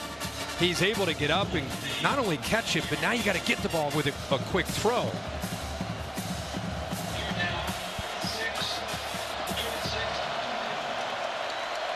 Continues to show great hands. Yet another third down, Tide 3 for 10 tonight.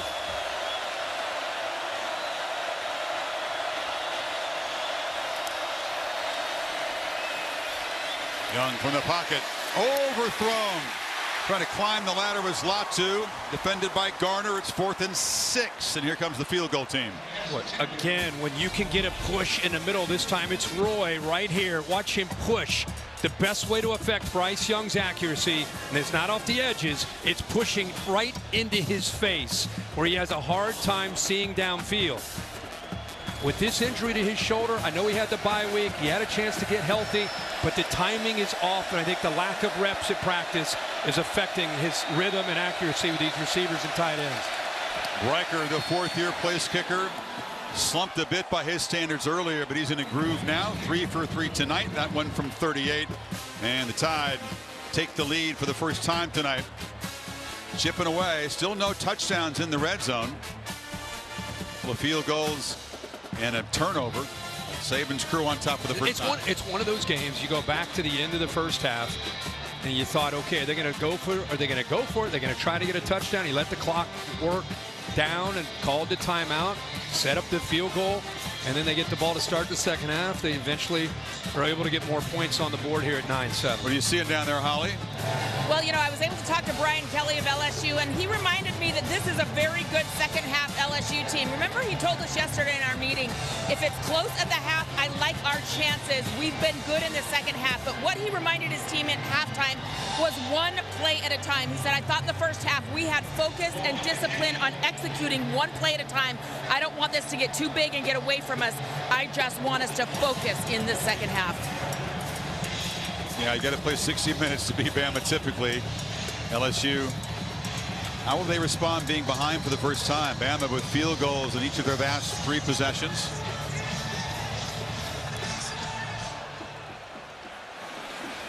And that kick won't bounce into the end zone. Next, Saturday night, Austin, Texas. One of our favorite stops. TCU come from behind victory at home against Texas Tech to stay undefeated. And Texas is taking care of business tonight so far in Manhattan, Kansas. Bijan Robinson, a big night so far. 2-touchdown lead. 31-17. 7-minute mark and a third. See if they're able to win. So they're up ABC, 7:30 Eastern, 4:30 Pacific. Be good.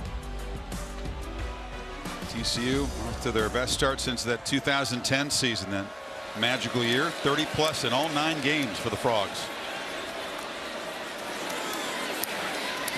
Daniels delivers a strike right at the marker, and Keishon Booty's begun to get involved tonight, and that's a good thing for this offense. Booty comes back to the football. Branch in pretty good coverage out there in space. Booty gets to his route, but watch how he comes back to the football. If he doesn't do that, that ball's knocked away by Brian Branch, who had tight coverage there. Which receiver can make a big play today? Who can get free? Who can get some yards after the catch? Daniels dancing around, showing the improv skills and the fast speed and the acceleration. And he'll slide safely down in Tide territory. His first big impact run of the night. Well, Will Anderson and company, watch them chase. They start to go into pursuit. The problem with Jaden Daniels is he can work his way back the other way. You've got to be respectful of that on the backside. If you start to just kind of think, okay, ball's going to our right, let's take off. With his acceleration and vision and ability to cut back, he can make big plays like that one for the first. These guys whip. Byron Young not able to grab him by the ankles that time. Williams plows forward. What a response from this LSU ground game, Holly, as they try to reclaim momentum here. Well, you see Jaden Daniels really dancing, eluding, being slippery on that last run. And he told us the first football he played that was organized as a kid was flag football. He said, I really believe I get some of that escapability because of my flag football background. And you saw it on that last run. Nobody was getting his towel. It was his flag.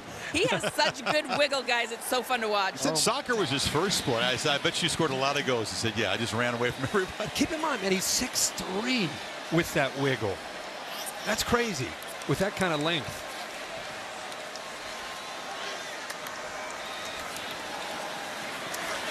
Flushed again, eluding pressure. He'll scoot out of bounds in front of To'o. That was a smart move. Anderson pressured him yet again. Yeah, the true freshman. We talked about it earlier. Emory Jones, he's a true freshman going up against the best player in the country. Will Anderson, a little outside move and then back in, and then you chase him down. There's the athletic ability. I mean, think about that. Without that ability, that's a sack. Now it's 3rd and 2. Watching these true freshmen. If you just tuned in, Emory Jones will be on the right side, 50. Will Campbell on the left. 2 true freshmen who are playing high school football, now going up against Alabama on a Saturday night. Tide have had 3 sacks and a lot of pressures. Anderson's had 5 pressures on his own. Williams busts into the secondary. First down and a lot more to the 21 before Helms got him down. Turner, the center. Good block here to turn it this way, and then your left guard also makes a nice block. Frazier, move and get up to the linebacker, and now you've got a chance with the former walk-on Josh Williams getting into the second level of that defense with acceleration.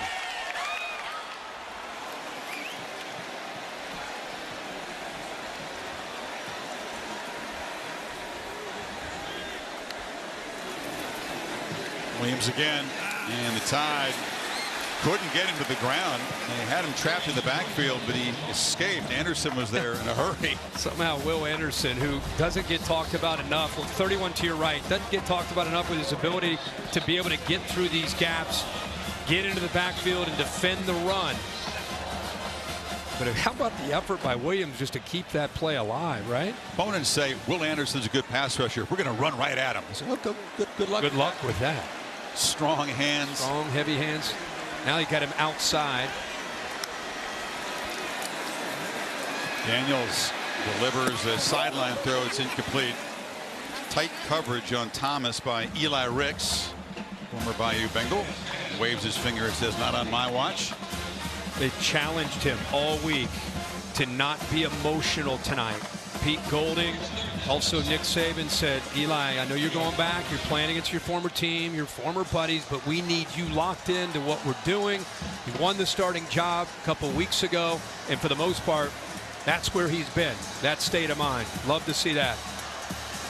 Resentment against him by the fans here. Didn't like the fact that he transferred to Alabama, but made a good decision. Play clock's winding down, so no urgency. LSU will have to spend a timeout here. This important drive in the red zone, trying to reclaim the lead.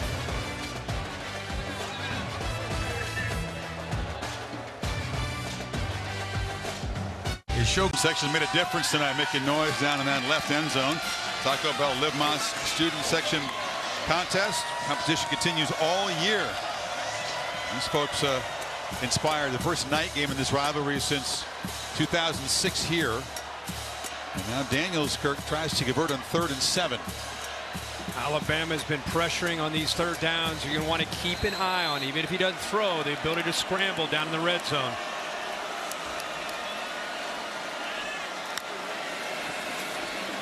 So look to his right. Now tries to buy some time. Delivers over the middle, and the catch is made for a 1st and goal by Booty. He beat Ricks that time. That was his former teammate.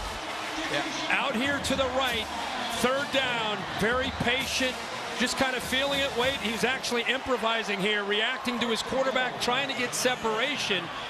He was trying to pull the defender away on the initial play to try to draw him away to open up another receiver downfield, and then once the quarterback, Jaden Daniels, started to react, he instinctively ran away from Ricks.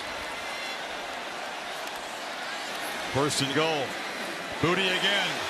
Spins and is shoved out of the 2 by Brian Branch. Boy, if he puts that ball just a little bit more out in front, allows him to be able to run without having to come back to it, he might have had a chance to get to the corner. Good heads-up play by Branch to catch up to him, and he goes up and over. Hopefully everybody's okay down there. But a good job by Branch to get him out of bounds. But if that ball's thrown out in front, it's probably a touchdown. Spotted at the 3, 2 tight ends in for the Tigers. Williams is the back.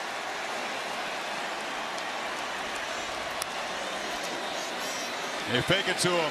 Daniels lofts it out of bounds. Well covered there was Brian Thomas. Kool-Aid McKinstry not fooled on the play fake. Yeah, McKinstry does not bite on this at all. You see him right here. He's kind of looking like, what are we doing here? And then he sees the release by Thomas and he stays with him. Not only that, he gets his head turned. So he's in position, head turned back to look at the quarterback just in case they were trying to get him to bait him to make the throw. So he's outstanding job. All Daniels could do there is throw it away. What is Mike Denbrock going to cook up here? A crucial play, 3rd and goal.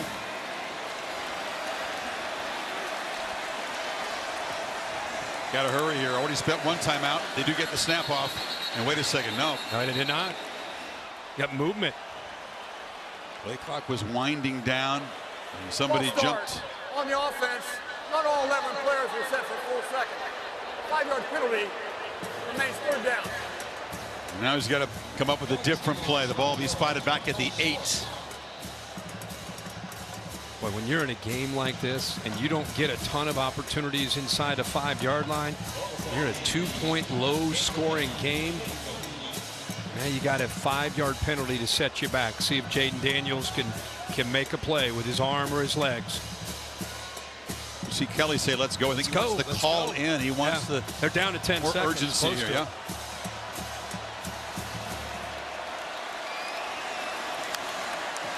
Daniels against pressure, delivers to the end zone. No contact. A flag did come out. Trying to work his way back to the football was Malik Neighbors. Ricks was in coverage, and there's a flag. Couldn't tell if it was a slip or he got shoved. He pushed him into the ground. He was on him tight. Pass interference. Defense number 7. He's grabbing onto the jersey, and then there. He's got very physical coverage there. Good call. There was some slippage there, but enough coverage by Ricks, and the ball's at the 2, 1st and goal. And LSU catches a break. Daniels is throwing a fade to the corner. Neighbors is working the back shoulder fade back, and they end up getting interference. Power set. Look at everybody bunched together. Williams. That humanity. Muscles for a touchdown. Tigers back on top.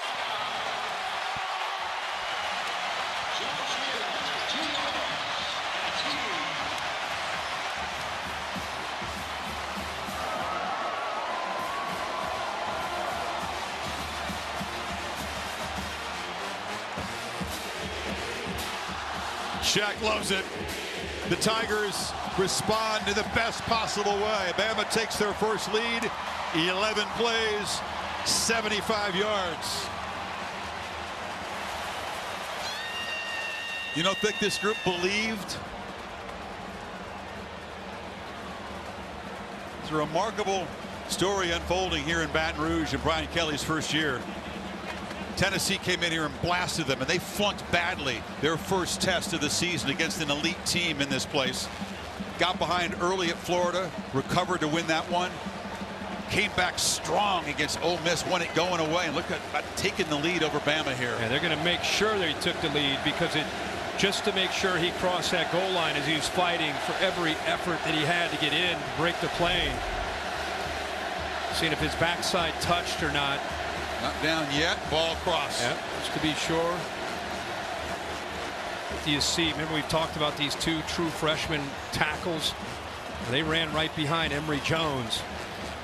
Williams, one of the 15 Tigers who has the championship ring from 19. He was a scout teamer that year. Came here as a walk-on and has earned his spot as one of the top backs in this rotation. Emory scored earlier on a swing pass. Now Williams muscles across, and LSU's up by 5. You get penetration here right away by Tim Smith, who's right here. He's able to shoot a gap, and here's the young right tackle. Watch how he takes care of that potential threat. Pushes it to the inside. The next thing, you have two tight ends with a double team, but look who comes free to make a play. Henry Toto right there against a former walk-on running back that would not be denied. He takes on that big hit right there. They got a potential play out of the end zone, but nope, 27 in a tight game.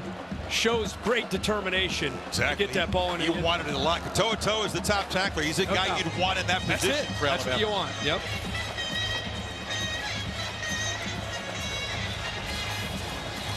So Bryce Young comes out, answers the bell, and they kick a field goal. They get stopped in there, and LSU just responds, and the joint is jumping again.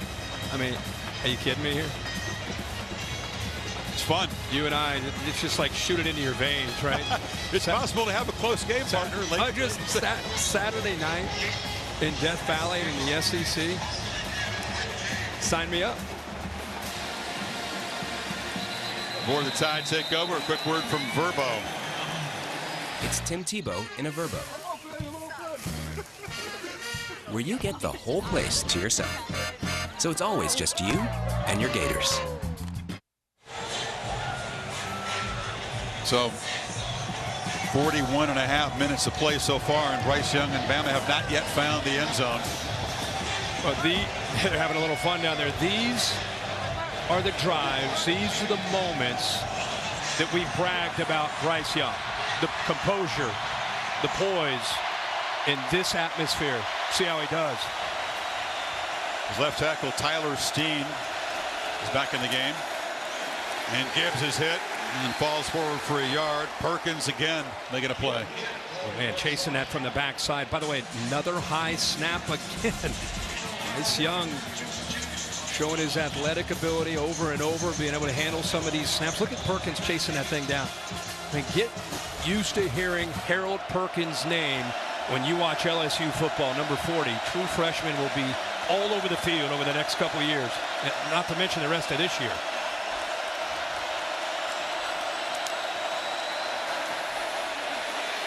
Young steps up and delivers another errant throw. Tried to get it to Latu, but the pocket just squeezed him that time again. Yeah, Wingo actually gets in there, beats his man, and again, I keep talking about it. It's not always a sack. It's just affecting the quarterback, whether it's his vision or his footwork, and eventually you can affect the timing and the accuracy downfield.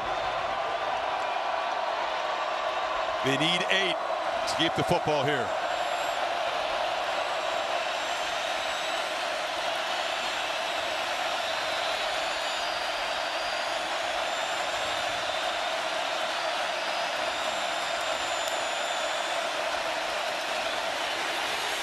Young chased again. Flag out. Another throw bounced.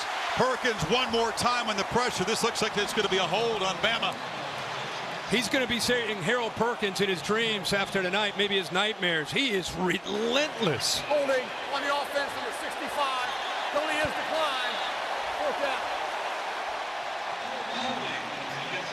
Again, Perkins is a linebacker that can rush as an edge guy. 40 in near side. Watch him get to the inside of J.C. Latham. And look at his right hand. You got to hold him to keep him away from Bryce Young. And then he gets up off of the ground to try to chase him down again. Wow. So the speed you talked about, the power, and then they push him the relentless effort. And then he's got a motor to go with it. And a whistle before the punt by Burnett. False start. Offense number 19. 5-yard penalty. 4th down. It's just amazing to think that in an environment like this, against athletes, that a guy who was playing high school football a year ago at that position, that linebacker position, can affect the game. And the Heisman Trophy winner as much as Perkins has done tonight. And he's done it from the opening drive to this pass drive that Bryce Young was out on the field, and he's been everywhere. And he's had a great season. This is his first big game, but to do it in this environment. And Matt House has done such a good job of utilizing him in so many different areas. This back makes the fair catch at the 35-yard line, and now a flag after the play. This is going to be some kind of a personal foul, I think.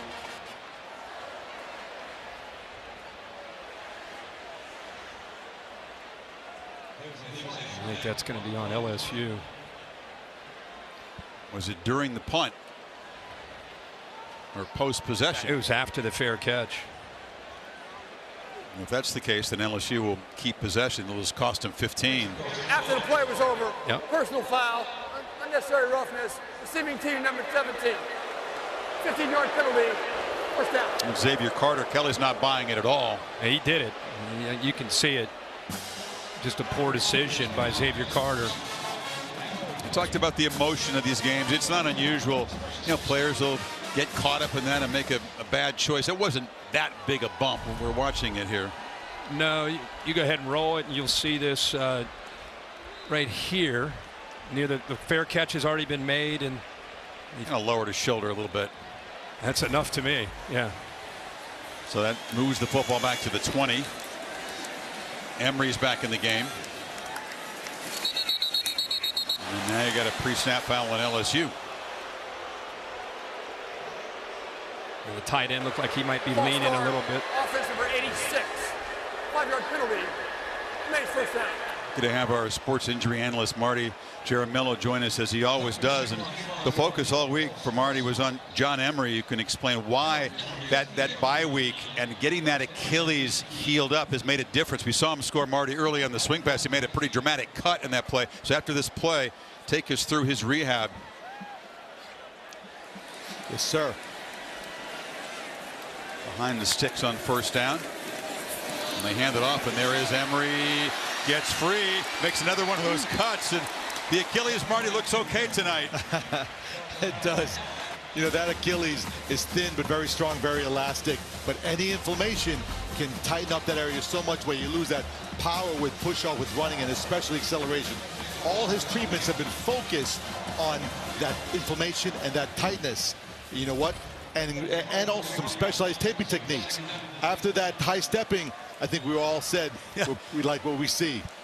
And they're glad to have him back and healthy. He is a difference maker. Got 6 yards on that carry, and now Daniels on the move, flips it over, and then across the middle, catch is made by Booty, who wasn't targeted for about the first 20 minutes of the game, but now is heavily involved. Yeah, design rollout, move that launch point away from the pressure. Bring the receiver from the outside back in. That defense is flowing. Try to get to the field. They're trying to get to those threats out on the outside. And they brought Booty back to the inside there where he was all left alone. Trots to the sideline to be looked at after his 6th catch tonight. Goalkeeper took a look at Taylor, the tight end, and now he wants him to throw a block, and the young guy was still in receiver mode, didn't get up there. Man, I'll tell you, if you think back to that Florida State LSU game, when they didn't know each other, the coaches didn't know the players didn't know the coaches. I think a lot of people looked at that game and thought, okay, forget about LSU this year. But there's Mike Dimbrock, the offensive coordinator. Right around the middle of the year, they started to learn more and more about Jaden Daniels, who he is. Jaden Daniels got more and more comfortable with the players around him, especially the receivers, became more decisive, and they started to find an identity, taking advantage of his ability to run and throw, and now they've become a dangerous offense. You got a dangerous quarterback who's on the move, runs again, cannot escape the play that time. Remember, he drove him down the field in the opener against the Seminoles. It was the blocked extra point that led to the loss, but he was very nearly the hero of his first game here. Yeah, it's been remarkable to see, and to the point where if you think back to that game, they lose that game and you get caught up in all the other big names and big games. They're forgotten about, and now they put themselves in a position. People are focused on Alabama with that 6 next to them. Don't sleep on the importance of this game for LSU and what's at stake for the Tigers tonight. If they can come up with a win and somehow close this game out, they still can get to Atlanta. They have control of it. Control it, of course. Oh, it was behind Booty, who's made all the receptions for LSU in this quarter, but now it's 4th down, so a little off target there. Yeah, just a little bit behind his receiver, but a ball that he would normally catch, and especially on 3rd down. He holds on to that. He's really close to getting a 1st down. Yeah, I mean, they win tonight. Not just Atlanta, but still keeping their dreams alive of daring to dare. Not impossible. No 2-loss team has made the playoff, but if they were a 2-loss SEC champ with wins over Alabama and Georgia, they'd make a case, but long way to go here. Oh, yeah. Kinstry back to return this punt. Bramlett's been effective punting tonight. This one bounces and is going to take a sideways and check up at the 24. We talked about the SEC waste to snowy Atlanta here. Tigers, that's Ole Miss. Don't forget about them. Yeah. They climb the mountain. The yodeling, such a part of SEC football. You coming in at 4-1. Arkansas on the road. A&M on the road. Those are the remaining conference games for LSU. Their last home game is against UAB. Alabama at the Grove at Oxford next week. A big one. Even if they get through tonight, another tough challenge with Lane Kiffin. Really their last big challenge. Remember, the LSU has the tiebreak over Ole Miss and would have it over the Tide if they can hold on to this lead tonight. 1 second to go. We're in the 3rd quarter. And Young almost intercepted. Oh, he threw it behind Garner there. Had his hand on it. Burton was the receiver. The ball just comes out. I thought it might have been tipped. Look at the spin and the lack of spin. And the ball's behind his receiver and almost the interception. Final quarter at Tiger Stadium. LSU looking for a defining victory in the Brian Kelly era. Leads it by 5.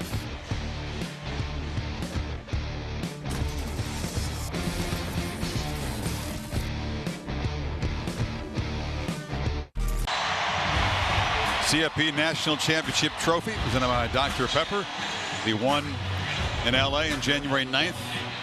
Saban has had more of those than anybody, but the playoff hopes on the line for Alabama here in the final quarter. 2nd and 10. Gibbs in space. Look out. He can fly. Fastest member of the Crimson Tide team scoots out of bounds at the 40. Boucher finally forced him out, but he's a game changer. Watch this offensive line. Able to take on that slant, and then there's the instincts to cut back. Who else does Alabama turn to? They're on the ropes right now, on the road. The quarterback who usually comes through is not able to make plays yet. So you get the ball to Gibbs, your playmaker. Bama finally at 100 rushing yards tonight. Gibbs has got it again. Much more dynamic running game than last year. Last year you talked about the downfield shots, Young's passing. Robinson was a solid back, but does not have Gibbs' ability to threaten the defense and take it to the house. No, very different. And saw Harold Perkins go down here. Freshman who's been the star for this LSU defense tonight. Quickly attended to. Yeah, he came up limping there, and he just ended up going down to get the training staff out. Let's go back to look at this long run. Look at that offensive line. Nice job of being able to handle that slant angle. Actually, that's the play right after it. Still positive yards. Perkins is jogging off the field. Jogging with a slight limp. Yeah. Good to see him on his feet. Gibbs quietly with 81 yards after that 34-yard gain.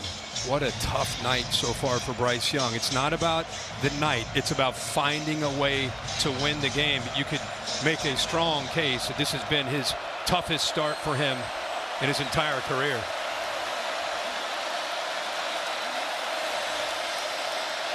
Has good protection this time and flips it short. And shoved that out of bounds at the 31. Gibbs, such a natural, fluid receiver.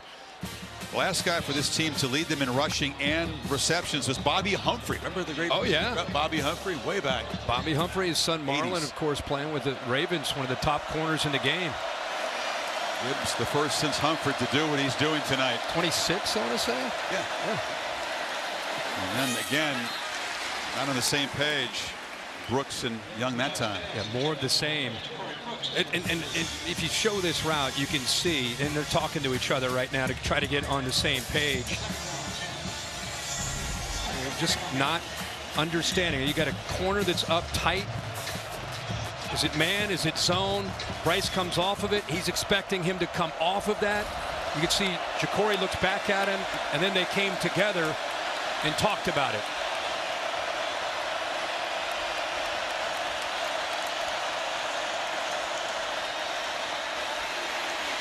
Young, again, just nobody there, and he bounced it intentionally. 3rd and 10 coming up. And again, it's easy to sit up here, but when you're having a rough night and you're not feeling the rhythm of the offense, your vision isn't what it normally is. Watch Latu break free right there. I mean, normally Bryce Young steps up and fires that, and that's a first down. You move the sticks, but he's just having one of those nights where he doesn't have his rhythm. He's not in sync, trying to figure out the coverage. Now, you can say, what's wrong with Bryce Young? I'd rather say what's right with Matt House changing things up on him and confusing him, the defensive coordinator from LSU. 3rd and 10. Young trying to improvise, goes to the edge, and he'll be dropped. A flag down in the secondary. Mekhi Wingo made the sack way back at the 38. He ran right back out of field goal range. Yeah, they might get holding in the back end by Bernard Converse. Once he went into scramble mode, you know, the defensive backs are trying to plaster. They're trying to stick with those receivers, which is tough to do when he's back there scrambling and buying time, and you got receivers that are trying to break free. Milekior signaled that it's on LSU, and that makes sense. I think they're going to get him. He's trying to stay with Isaiah Bond. This would be a big break, obviously, for Bama. Automatic first down would go with that hold. They were going to be dropped way out of field goal range after that sack. On the play, both a live ball, holding on the defense, number 24, will be declined. Personal foul, face mask, also on the defense will be accepted. 15 yards, previous spot, automatic first down. And so they had penalties downfield, but actually Bryce Young, when he's running for his life right before he goes down, is what they ended up going with on Ojulari. Good call there. And instead of being sacked back out of field goal range, the Tide are set up with a first down in the red zone. Ball will be placed at the 16. Yeah, we're going to remember that play if they score a touchdown. That would have been 4th down. Yep.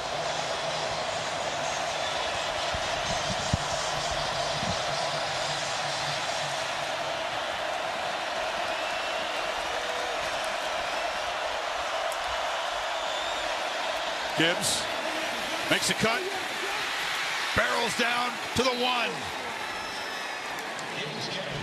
Baskerville forced him out, but the Tide are on the doorstep. Chris, you love this where they seal the edge, and they pull around, seal the edge with Latu bring around the big offensive lineman. Draw me up a pin and pull Pin and pull there. You love that. They get down there. Progressive Pylon Cam shows he got knocked out actually at the 2. First and goal. They haven't been efficient down here yet tonight.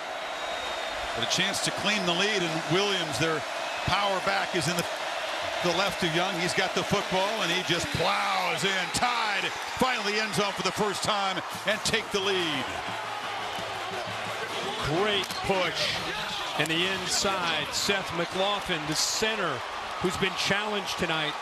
Left guard Cohen.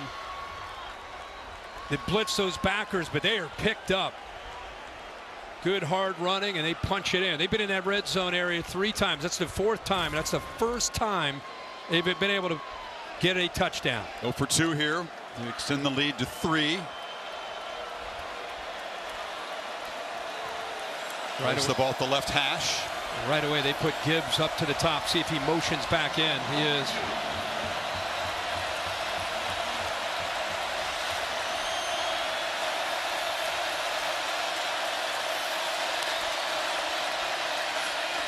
Young flips it incomplete. Looking for a flag with Ja'Cory Brooks in the end zone. There isn't one, but the face mask flag loomed large. Tide go 76-8. 1-point lead for Saban's crew.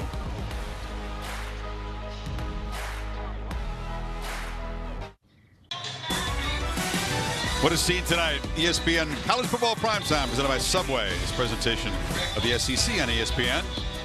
Dr. Pepper Championship Drive game of the week. The Tide have reclaimed the lead. Jahmyr Gibbs on that drive ran it for 54 yards. Got a 7-yard pass, which resulted in a first down. And then Roydell Williams powered it in. Bama finally finding the end zone here early in the final quarter. Kane from his end zone. Smacked hard and stopped at the 16. Matt Berry with an update of the very interesting development elsewhere tonight. Yeah, Chris, you know, watching the college football playoff ranking show, a lot of people had a problem with where Clemson was ranked at 4th. Well, that took care of itself tonight. Benjamin Morrison, a pick 6 to go up 28-0. The last time a top 5 team got shut out by an unranked team, 1993, when Michigan beat a 5th-ranked Ohio State. Yeah, Matty Berry, you had to bring that one up. Joey appreciated that. Joseph Scott Galloway was the one that was really up in arms about Clemson being ranked so high. That's why Matt gave him an assist there in the studio together. You can file that argument away. Daniels now wrestled down hard by Moody after picking up about 5 on first down. So now Daniels another opportunity to respond. So LSU offense has only put up 235 yards. Rush yards have been sort of hard to come by tonight. 1 electric run. That's it so far for Daniels. Passing has been really a challenge. Oh, short catch, hammered immediately is Kyron Lacey. Your guy Branch stood up there. There's a flag there. Boy, what a play by Brian Branch. They're going to give him the first down. No flag, it's a first down. Yeah, that was a clean hit, a great hit, and a good job of somehow holding on to the ball here. I mean, this is tough. You know you're going to get hit. Boom, Lacey. Good hands, physical receiver, and holds on to it. Comes out of the game. That's a good start to this drive. Bama brings some pressure. They pick it up. And Daniels working the sidelines to Neighbors, who comes down with it. What a catch. Great catch over his former teammate, and somehow gets the foot down in bounds. There's not a lot of room. He's right on the boundary. How about the throw by Jaden Daniels? Up in the air, left foot down clearly. Bang, bang play, and a heck of a throw by the transfer from Arizona State. All in midfield. Daniels escapes pressure briefly, and he'll fight back. Young got him down for a 2-yard sack. Keep him in the pocket and squeeze back down. That's what Byron Young's able to do there. 5 sacks now for Bama, and a whole bunch of pressures in this quarterback. Remember when Jaden Daniels was a true freshman out of Tempe? You and I called a game when he went up against Justin Herbert, the Oregon Ducks, and he was spinning it that night. And I think a lot of people realized, yeah, he's a great runner, but man, he can throw the ball when he has time. There's a completion. We brought that game up. He was smiling. Herbert's gone on to do pretty well in football, but Daniels that night, the deep shot there, they held off Oregon and ruined their playoff chances. Frank Darby downfield, and Brandon Ayuk on that team. He had some great receivers, but yeah, that was a shocker that night. Here he is a few years later, transfers into Baton Rouge, finds himself in a 1-point game against Nick Saban and Alabama with a lot on the line for both teams. 3rd and 5, Bama crowding the line, and they get a flag on the play. Did they jump? It looked like a free play. Now there's another flag in the secondary here. That was a herky-jerky start to the play. Flags all over the place.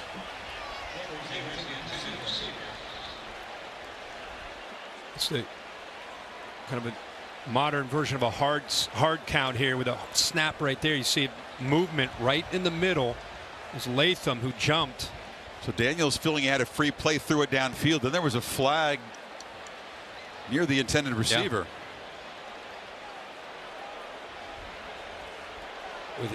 Well, it was Ricks in coverage where that flag came out against Neighbors. Nick Saban's saying, what are we doing here? That ball wasn't catchable. What are you doing?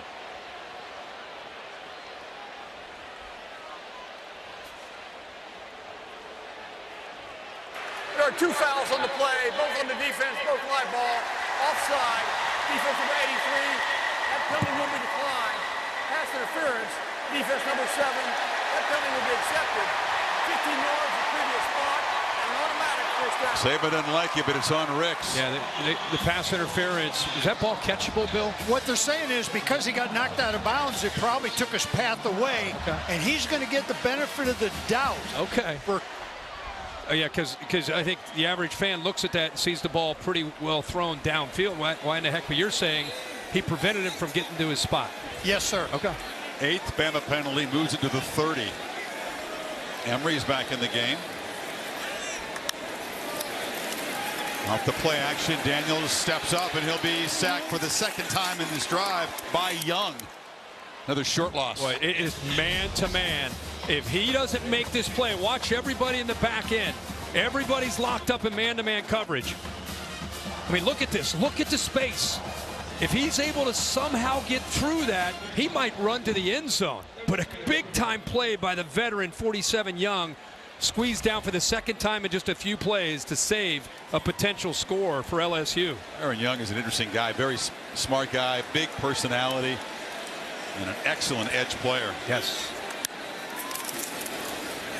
You fake it to Emery. Daniels runs sideways into a crease and accelerates and slides. And there's a flag at the end of it as Branch tried to hit him after he gave himself up.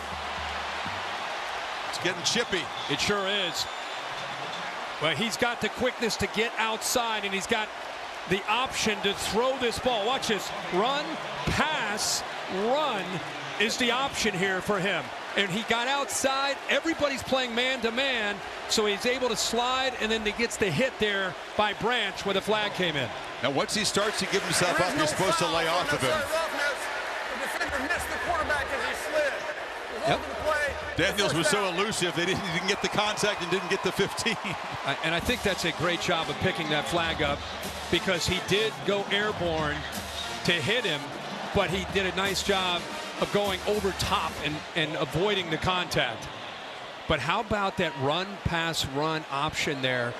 Everybody thinks about run, pass option. How do you defend that, by the way? Yeah, with these quarterbacks that get on the edge, it's tough, really tough to deal with, especially if you're in man-to-man. Everybody has their back turned to him.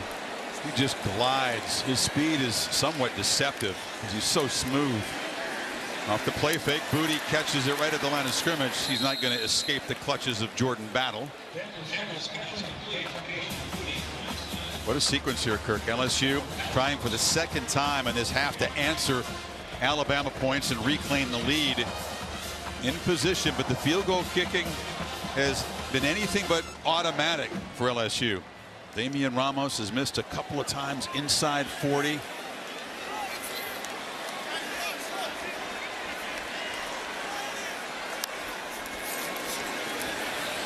Daniels, a short dart. Good work by Neighbors. He made the high acrobatic catch a moment ago, fights hard and makes it a 3rd and short here. Yeah, the other thing is Daniels, remember we talked early in the year, he was a little hesitant. As the year has gone on, he's been more decisive. There's another example. Get the ball to your hands in a hurry. If you see your man is open, get it to him and give him a chance to fight for some yards. And this drive started at their own 17, under 8 minutes to go. Big 3rd down play. Williams in the game. Daniels running all the way, but the Tides swarm him. They string it out and drop him for a loss. Jordan Battle along with Jalen Moody, and now it's a 4th and longer. Yeah, just a good job here. To's out here. He gets involved, but it's also these top 2 defenders. They know they have to set this edge. Battle is going to work his way out there. There's Toto, and then eventually Moody cleans it up. So here is Ramos. He's a walk-on redshirt freshman from Baltimore. He's missed a couple of times this year inside 40. Kelly still has confidence in him from 32 to retake the lead in the final 7 minutes. No problem. Smooth technique. LSU on top again. 6:52 remaining.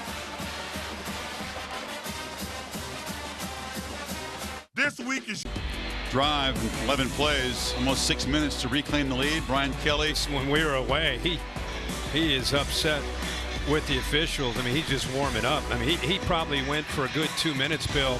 Your reaction was what? I think the composure by the officials is fantastic. They're giving coaches say, but they're in control of the game. They've been managing this game, and they've done an excellent job so far. So Bryce Young will take over, trying to engineer another come-from-behind 4th quarter drive. It was able to do so on the road in Austin, Texas. There's the All-State bus.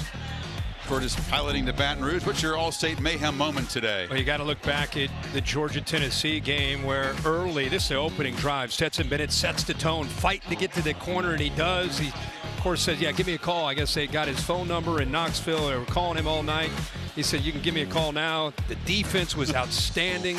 Kirby Smart had him ready to play, and all the talk about Tennessee being #1, they ran into a buzzsaw in Athens. Congrats to the Dogs and Kirby and that team, reminding everybody, yeah, we're the defending champs, and yeah, we lost a lot of guys, and yep, we're still really good. Dybert's kickoff out of bounds sets the Tide up at the 35. Talked about that drive in Austin when Young was razor sharp. 5 of 7, had 20-yard scramble to set up the game-winning field goal. They do it again in an even more hostile environment. Gibbs takes the pass, scoots for 8. Holly? Well, Bryce Young won the Heisman last year because he's typically calm in moments like this. You were just talking about it, Chris, and before they took the field right this minute, he had a huge smile on his face. Let's go, boys, clapping his hands. He lives for this moment. He's loving it down here. Did it in the Iron Bowl, didn't he? Oh, yeah. He does live for these moments. Yep. Crowd will try to make it as tough as humanly possible. It's a 1st down run to the 45 by Gibbs. Keep in mind, a big factor in this game tonight has been to play the true freshman Harold Perkins, who went out of the game. He's now coming back into the game. And when they Alabama scored, he was on the sideline. So let's keep an eye on his health, see how effective he can be. He's had a big night. He had a whole pit crew working on. They were working on the hamstring. He had the oxygen going. See if he can make a play here. Final 6 minutes.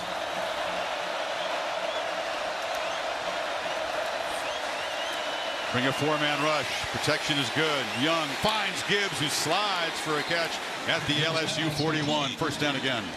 He got lost in coverage there. Again, that's what Bryce Young can do with his feet. He kind of steered the receiver into that hole. Actually, Gibbs into that hole, and it looks like he does a good job of securing that for a catch. Perkins comes out of the game. Gibbs is forced out for a loss on the near sideline. I tell you, Gibbs for a running back, he has some incredibly instinctive moves when Bryce Young goes into that scramble mode of just trying to find that hole in the zone. He was way off to the right near the sideline. He saw Bryce start to scramble and immediately would do something you'd see from a receiver to kind of work back to the middle of the field. Empty backfield.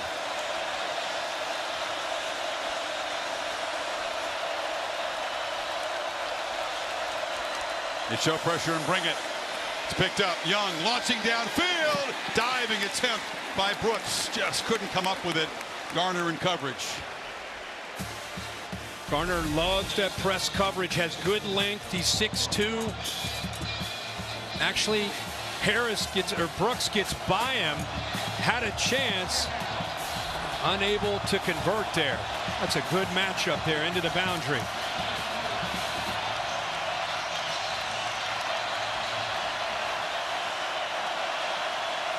Third and 10. Going to move Brooks over to hit left, give him a little communication. Got 3 receivers that way to the field. Pressure again. Young escapes for now. Still alive. Flings it downfield as Brooks wide open, and the Tide take the lead, and that is patented Bryce Young magic.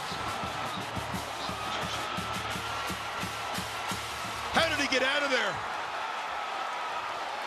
Wow, Chris, that's why you're Bryce Young, even though you're not having a great night. Once he starts to scramble, watch this right here. The 2 defenders peek and get their eyes in the backfield. Now they've lost both the receivers.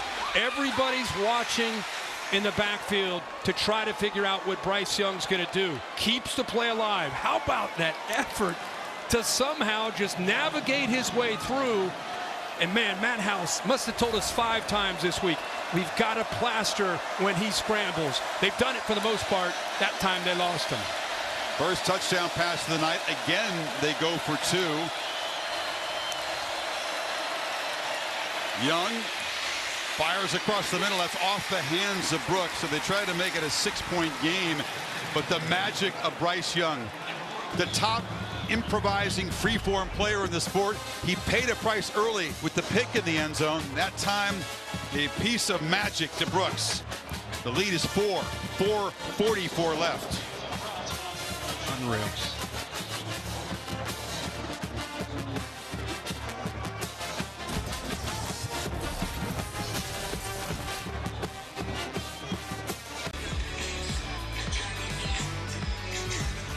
How much fun is this? Alabama and LSU, the first Saturday in November. And we've had 5 lead changes in the second half. So this one back and forth developed into another classic in this great rivalry. And now it's LSU's turn to try to answer. Well, you and I were talking at the break. It kind of reminds us going way back. That 2012 Alabama-LSU game. Zach Mettenberger makes a throw late, thinks, okay, LSU's going to win this game. Improbable. A.J. McCarron, T.J. Yeldon, same end zone. Takes it in for a touchdown, and Alabama escapes 21-17. Identical score right now. 21 the hard way for Alabama tonight. That's right. But Bryce Young, man, talked about how he just lives for this. The preternatural calm under pressure for this guy. Just despite the toughness of the night, executes. And now Daniels would try to respond, and he's doing his thing on the edge. Own 17-yard line and move the ball. Hit kind of a mix of some quarterback run, some good throws, hit a big play to Neighbors down that right sideline. It's just amazing when you see these cutaways. Could he possibly be as calm as he appears to be? I know. 2nd and 10.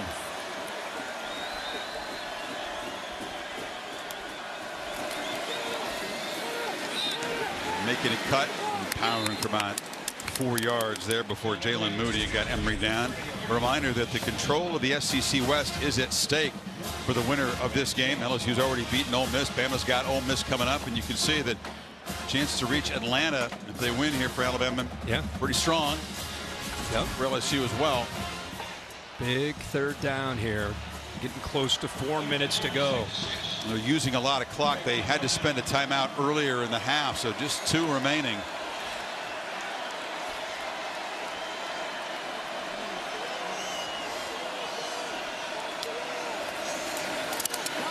Daniels escapes, and he'll make the first down and a lot more. Still running. Another cut. and they'll finally wrestle him down, but what Alabama feared, the quarterback escaping. Well, watch the middle open up right here. There's nobody to spy, nobody on third down to account, and all in man-to-man coverage. So once he breaks free, he's got room. I talked about it earlier when you saw Young make the sack. If he were able to break free, he would have had similar ability to take off because of the man-to-man coverage. Where was the spy in that play? No spy. No spy. Wow. Interesting call there, 31-yard gain.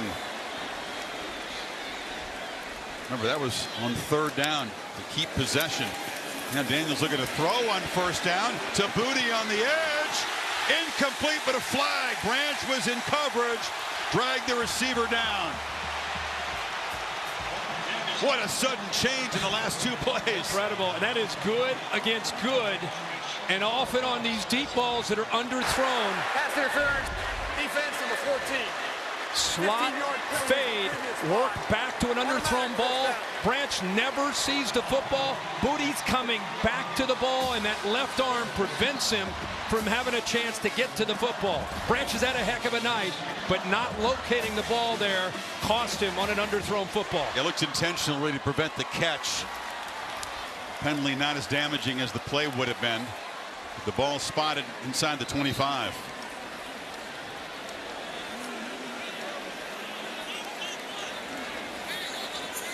He knows he may have to potentially work his magic again. Crowd gets so quiet when LSU's got the football here. Keeper again. Daniels hammered hard after a 3-yard gain. Well, he kept his footing. He got his left hand down to stop him from going to the ground in the backfield. I think his feet just came out from underneath him. So instead of a 2-yard loss, it's a 3-yard gain. Every yard matters. Of course, a field goal won't do it. There's not a lot of clock urgency. No. Kelly going really all in on this possession. He doesn't want to give Bryce Young any time. That's fair. To work.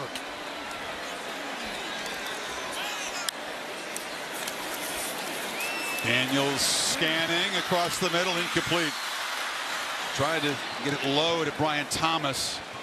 And it's 3rd and 7. You know, he's working to the left in the pocket, and I really feel that instead of being able to get his feet set, that momentum going to the left ends up affecting the accuracy of the ball.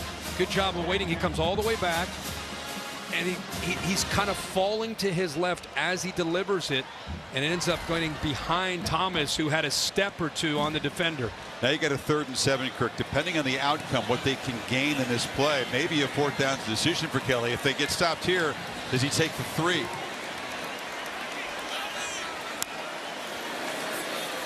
They run it. Williams breaks free. No decision to be made yet. It's 1st and goal, LSU. What a clutch run right up the gut. I mean, that's an incredible run by a former walk-on. Moody, 42, watch him. Right there, he's down. I think you and I are thinking, okay, but his low center of gravity, 5'9", 200 pounds, and a massive will to get what he needed to get for that 1st down. I mean, he's 6 yards short, 5 yards short of that marker where he is hit. Williams has a breather. Emery's in the game on 1st and goal.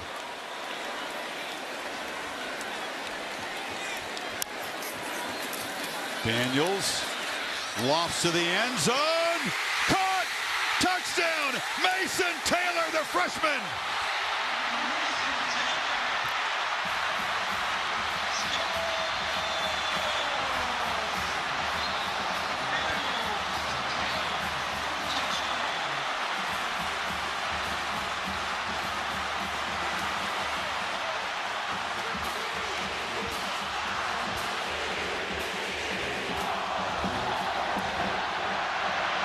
There's Bedlam in Baton Rouge as Daniels answers the magic of his old Pop Warner friendly rival with some of his own. Wow. And how about the true freshman, Mason Taylor, the son of Jason Taylor, making that play in the corner of the end zone to give the Tigers the lead. And the throw by Jaden Daniels. His uncle, by the way, is Zach Thomas. That's right. Pretty good. Yeah. All right, you got man-to-man battle against Taylor on the inside. Got to beat him, give him a little stem, put that ball into that corner. Let the big man at 6'5" go up and get the ball and secure it with those strong hands. Bryce Young, your turn next. You got a $147 to work with.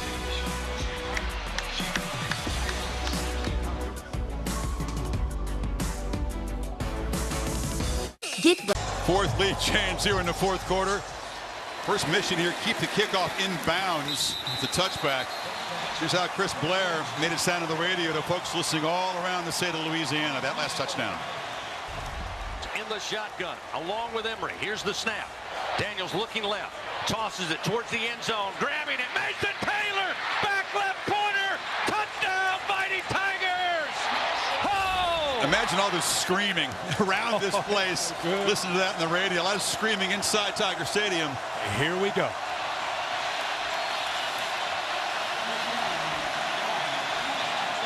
Died 75 from the end zone. Reichert's field goal range about 50 to 55. He's still got to move it about 50 yards to be in that position. And the catch made by Latu, and that's a good start to the drive out to the 40. You keep Perkins as a spy. You take him away from coverage. Great call there by Bill O'Brien. Latu, easy completion to get this drive started. Watch the composure of Bryce Young and with that clock running. Flushed and throws it away. Perkins was pressuring him again. Of course. He was spying him. It looks like that's where he's going to be. What I love about when he spies is he closes ground and comes towards Bryce Young. Instead of just trying to prevent him from getting outside, he's going at him. Makes it really tough for Young to be able to take his time in finding a receiver.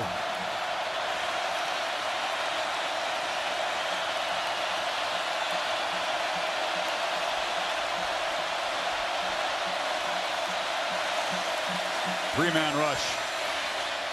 And a low throw caught by Brooks as he goes to the ground. It's going to be 3rd and long. Yeah, again, Matt House kind of mixing these looks up and playing some zone. That time he went man-to-man. Guys are on islands. Who can win those one-on-one battles? Saban saving his timeouts. On 3rd down, Young converts again. Catch made by Burton. Skips out of bounds at the LSU 43. You got to get separation, and he does. From Mekhi Garner over here. Who I just said, who's going to win the one-on-one battles? Able to get separation right at the top of the route in a well-timed throw. A little bit behind him, but because he got it out early, it gave Burton a chance to adjust and make the catch. Final minute. Tigers are showing some pressure here pre-snap. And he sees the same thing you're seeing, Chris. Make an adjustment. See if LSU drops out. They're coming.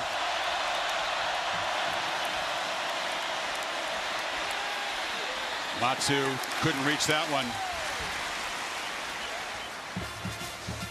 Love the pre-snap adjustments back and forth. Who can make that snap decision? Yeah, on either side. I think he got the matchup that he wanted with the two. Watch his feet. He just looks a little unsettled, uncomfortable. He's beaten. I mean, he has the tight end open. He just didn't really get his feet set the way he normally would to make an accurate throw.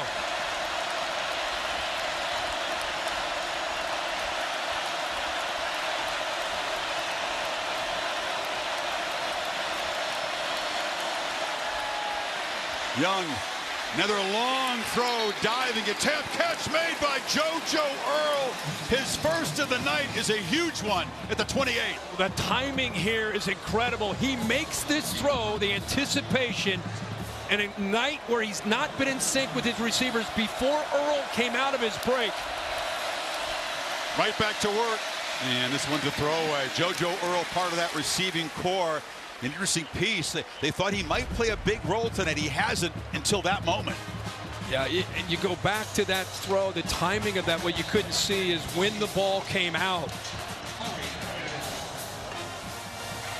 Yeah, he threw that well before JoJo Earl came out. And again, not perfect, but when it's early like that, the receiver can locate it, find it, and adjust.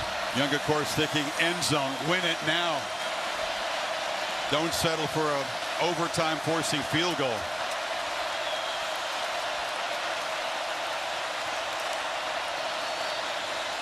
Pressure again off his back foot, lofting to the end zone and incomplete. Brooks knocking about 3 cheerleaders down over there. But they've been showing zone pressure. They've not been playing straight up zero. I mean, they brought everybody, no safeties in the middle. Watch this safety gets occupied. I mean, that's zero. Bring one more than they can handle. Can you get to him before Brooks can win one-on-one against Bernard Converse? Brings up a point here. Bear was talking about this. Had they just kicked the PAT in the last touchdown, they could potentially be setting Reichard up for a game-winning field goal attempts. Need 10 to convert on this third down. Play clock running out of time here. At 1, they just get it off. Young steps up, delivers. Catch made, no, incomplete. Knocking the ball loose was Bernard Converse as Brooks tried to clutch it, and it's 4th and 10. Wow, they tried to get him on a stutter and go, double move, and he didn't bite on it at all. I thought he had it initially, and then you see, locates the ball late. Bernard Converse doesn't give up on the play and helps get that ball with that left hand out of there. Will Reichard, game winner against Texas on the road, missed wide right against Tennessee from 50 to potentially put the Tide in front from 46 to tie the game. And it just gets over the crossbar. They lost a game on a field goal by Tennessee that just cleared. And that one from Reichard, they didn't hit it that cleanly, but he got it enough. That's clutch, man. That is clutch. I mean, look at the backspin. That's not exactly how you want to strike it, and that is just enough. Got over the crossbar. This is beautiful. Look right here. Are you kidding me? As we've seen in the SEC this year, doesn't matter how pretty the kick is, as long as it gets through the goalposts. Isn't that the truth? 21 seconds to play, and it's looking like another overtime classic between Alabama and LSU. Man, they played a bunch in this series. Man, what did we do to deserve this? I mean, endured a lot of lopsided games, brother, all season long. This is insane. Well, what a show for these people here. I mean, obviously what's at stake is enormous on both sides. But this has been pure entertainment if you're a neutral looking in here. Alabama with 24 or 15 points here in the 4th quarter. And it's been an eventful day for the CFP rankings, brought to you by Allstate. Talked about the troubles of Clemson losing at Notre Dame, their first loss. They'll plummet out. TCU held on.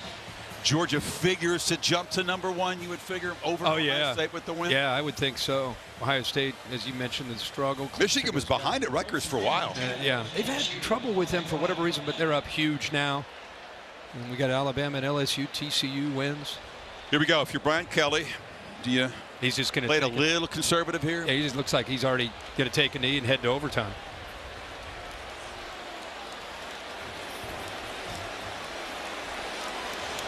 The crowd's not feeling that. Well, it's a sensible decision, I think. Yeah. What a 4th quarter. Incredible. 4 lead changes, and then Alabama with the field goal to force overtime. Take a deep breath. A whole lot at stake, and another magic night in the Bayou here. Back with OT after these messages. Toss, second one tonight. Ken Williamson will flip it in the air, and we'll see who's going to go on defense first, because that's always the call if you win the toss, of course.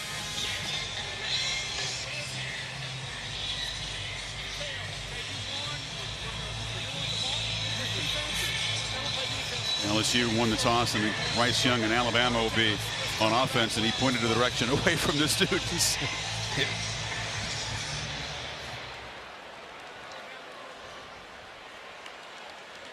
Just got to take a deep breath after all the excitement of the last few hours here. Of course, the rules have changed in recent years. Should this thing extend beyond the first overtime period, you got to go for 2 after a touchdown, start with the second OT, and then after that, it's just a 2-point conversion contest, of course. Can you stand it if it comes down to that? When does that start? After which possession? The third overtime. Third overtime, okay. Was it Penn State, Illinois that went back and forth? There were like something like 9 failed 2-point tries in a row. Just kept going and going and going. Will Reichard with that clutch field goal to force this OT. Comes the kicking career scoring leader. 387 points. Surpassing Lee Tiffin, who was a clutch kicker for the Tide. So now, Bryce Young right back to work. Bill O'Brien thinking, what's my best stuff here? This is like 2 boxers going out in the last round kind of thing. The wear and tear on these bodies physically, emotionally. Who can more on the defenses, you think? Yeah. Oh, man. And it's not to mention how physical a battle this thing's been. Gibbs stacked up and knocked down after a 2-yard gain. Ironically, they both coming off of a bye week. How do you handle that bye week? You know, you have 2 weeks to try to get ready, not just with the preparation, but staying in shape, game shape off of a bye week. And now here you are in overtime at a slugfest. He loves Latu, the tight end in this area, and he's always a threat to scramble and get the ball to Gibbs out of the backfield.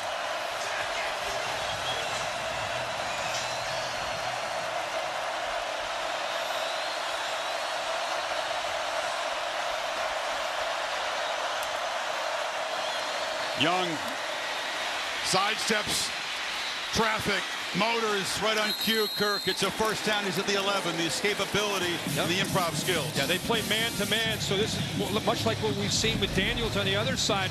Where's the spy this time? They don't have it. See the pressure to the far right? That's the freshman, Perkins, so there's no one there. Everybody has their back turned, and Bryce Young has the same ability to escape as his buddy from Little Leagues, Jaden Daniels, on the other side. No one to spy him, and he had room. You make a great point. The wear and tear in these defenses, trying to chase down quarterbacks in OT, a serious challenge. Gibbs on the check down, muscled out, and about the 6 by Fouché. Yeah, the 2 guys that they're, of course, wanting to make sure they give special attention to is Gibbs out of the backfield, and the big tight end, Latu, because of his matchup concern at 6'5", 245, and has great hands and athletic ability. He's tough for a backer or a safety. That time Gibbs slips out, gets some really good yards there. One little more drama. The wind has brought in some mist in the bayou here. Cool mist in overtime.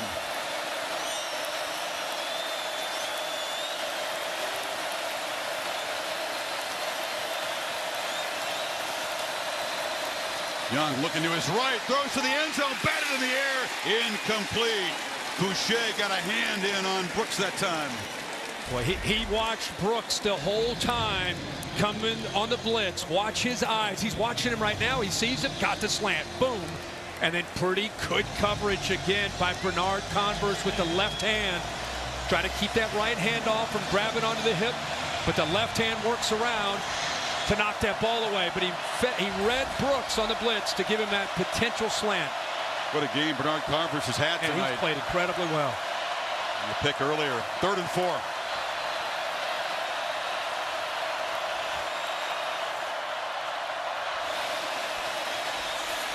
Young for the end zone, incomplete flag. There was a collision and interference to be called, that time on Sage Ryan, the nickelback. Yeah, he held on to him. Really, I think, struggled in coverage the whole time. Remember, he's a freshman, redshirt freshman. Kelly claiming the ball was tipped at the line. Defense number 15. Penalty will place the ball at the 2-yard line. Includes an automatic first down. See if they have a case here about the ball being deflected. It was Mekhi Wingo, 92, if he did tip it. But see, look at that. I mean, he's holding on to him the whole time. Entire time in coverage. There was no tip ball. Yeah, but if I think Brian Kelly's pretty adamant about checking out this. Look at, boy, he's been working these officials all night. We're comparing him to a feisty former baseball manager. Let's see if that 92. See if he gets a. Oh boy, I mean, does he? Bill, what do you got here? They're going to review it. It's a tip pass. The tip pass is going to take off the interference. You think that is a tip? I have a tip pass on this one. Really? It's amazing, Bill. How do you see that? I'm not sure he did. Let's back that up. Yeah, if it is, it's a fingertip. Come on. Ruling on the field with a pass interference against the defense and ruling that the pass was not tipped. The previous play is under review. A tip pass is a tip pass. Of course, but here's a good look at it, Bill. I mean, the ball rotation doesn't get affected. Come on, Bill. By it. Talk you to me you saw here, a fingertip there? You said it like it's a given. I'm like, what are you talking about? They're going to review it. We have one view that shows the ball being tipped by a finger. So you right? That would be the view you're talking about, right? Is that? Are you positive you can see that tipped? I mean, it's. And that's the difference between first and goal. He said it like, what are you talking? Why are you been asking me about this? Well, I'm glad I'm not in that booth making this call. Hey, they've had their work tonight. Not only have the officials on the field done a job, but that replay booth, they've been busy and they've been on the money. There was the weird call where it was a fumble by Latu, but then it was ruled that he touched the ball with a fingertip. Well, he was out of bounds, and that gave Bama possession back earlier. If we go back, if this ends up being tipped and they reverse this, it's going to be 4th and 4. Yep. Not 4th and goal, 4th and 4 at the 6-yard line. I mean, you see what you want to see. The LSU fans are convinced they're showing into the Jumbotron that was touched.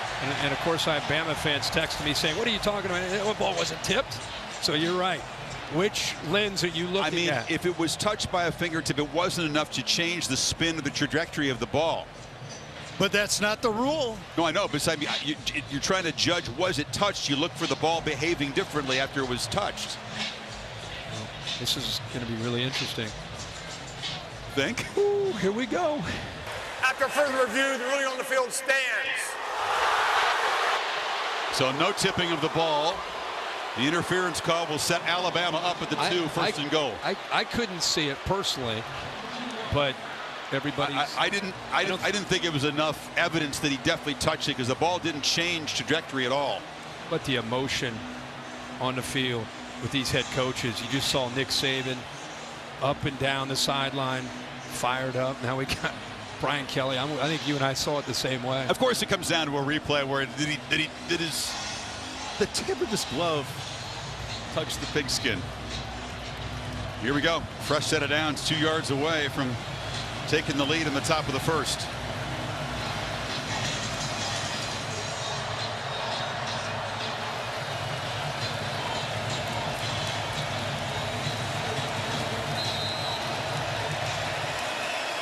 Six-0 lineman in for Bama.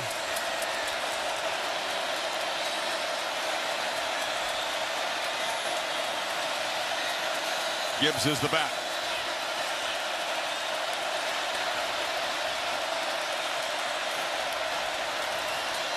Gibbs has it, but doesn't get there.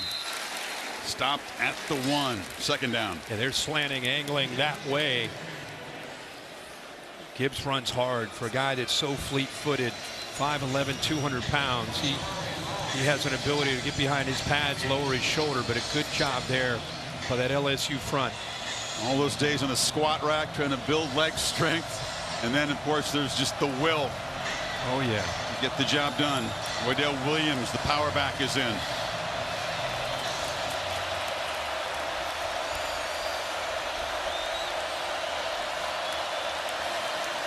It's Williams' turn. And he's knocked down short of the goal line by Ochalari, third down. Ochalari holding on to that edge of that defense. Does a good job of getting off his block. And then he's just able, with his power, 250 pounds, boom, right there. I mean, he makes that hit.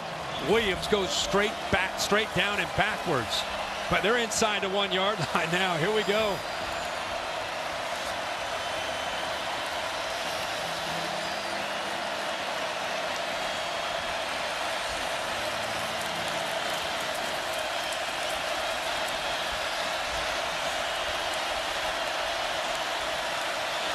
Wardell Williams puts Alabama on top with his second touchdown tonight. Junior from Hueytown, Alabama. How about the block here by the right guard, Ekiyor? Watch this right here. You get pressure potentially here, some penetration. Nope. Take him away. Gives your back a chance to get to that next level. Accelerate through contact, but a heck of a block there by the big man at right guard, the fifth-year senior, Ekiyor. Kirk, it took 7 plays and a penalty to grind out in the 25 yards and take the lead here. BAT makes the margin 7. Another look at Ekiyor. We talked about the war in the pit extending beyond regulation tonight. Absolutely, he's fired up. He knows he just made a pivotal block late in this game. Continue to tip our caps to what these teams are enduring tonight. This is a heavyweight. This is a not only going into overtime, but the emotion. I mean, the game's gone back and forth, and sometimes the emotions of a game can wear you down as much as just the physicality of it. And most people doubted that this LSU team even qualified as a heavyweight in the same class as Alabama coming in. Big underdogs. Team that was reeling after getting blasted by Tennessee. Battled back with 2 wins coming from behind to make this one relevant. And then consistently answering the challenge from Alabama tonight. Now they have to do it one more time. And then on top of all of that, you throw what's at stake for both of these teams. What it means for both of these teams. That's why they're giving it everything they have. Keep their hopes alive. And what can Jaden Daniels do? Will his legs play a part in this OT as Young's did?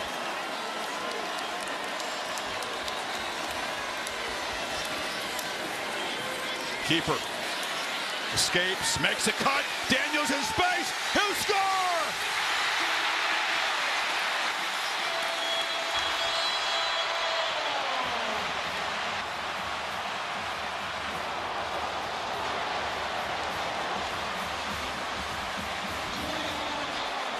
Everybody who plays him comes up and says after it, dude, you're way faster than I thought you were. Alabama will be the latest team to say that. That's what an answer. Look out, he's going for the win right now. Kelly says, forget kicking a PAT here and playing for double OT. We're going for 2 and the dub and control of the SEC West.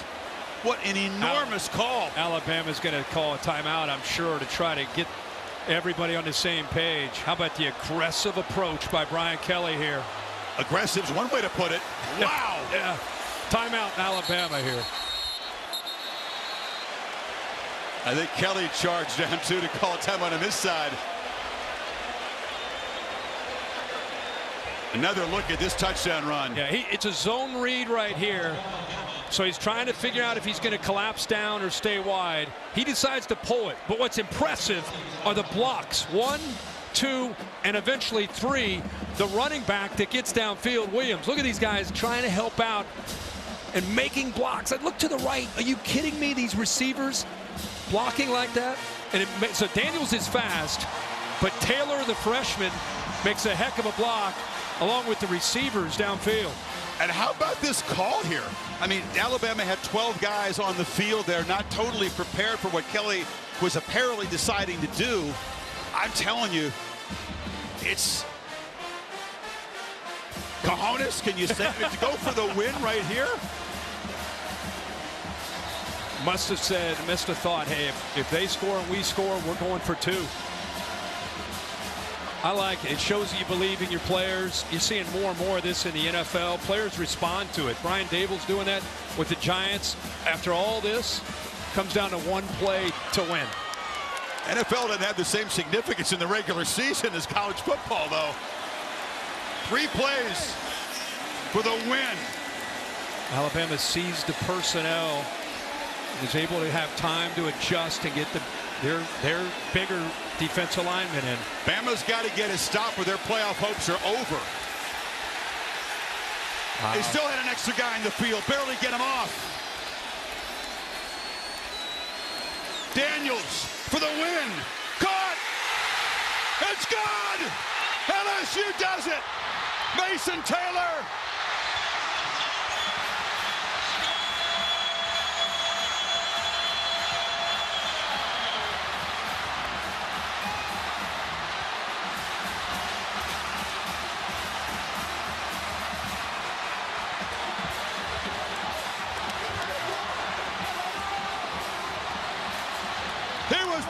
high school football a year ago. Taylor with a touchdown and the clinching two-point conversion and a field rush for the ages. And a night they'll never forget in Baton Rouge.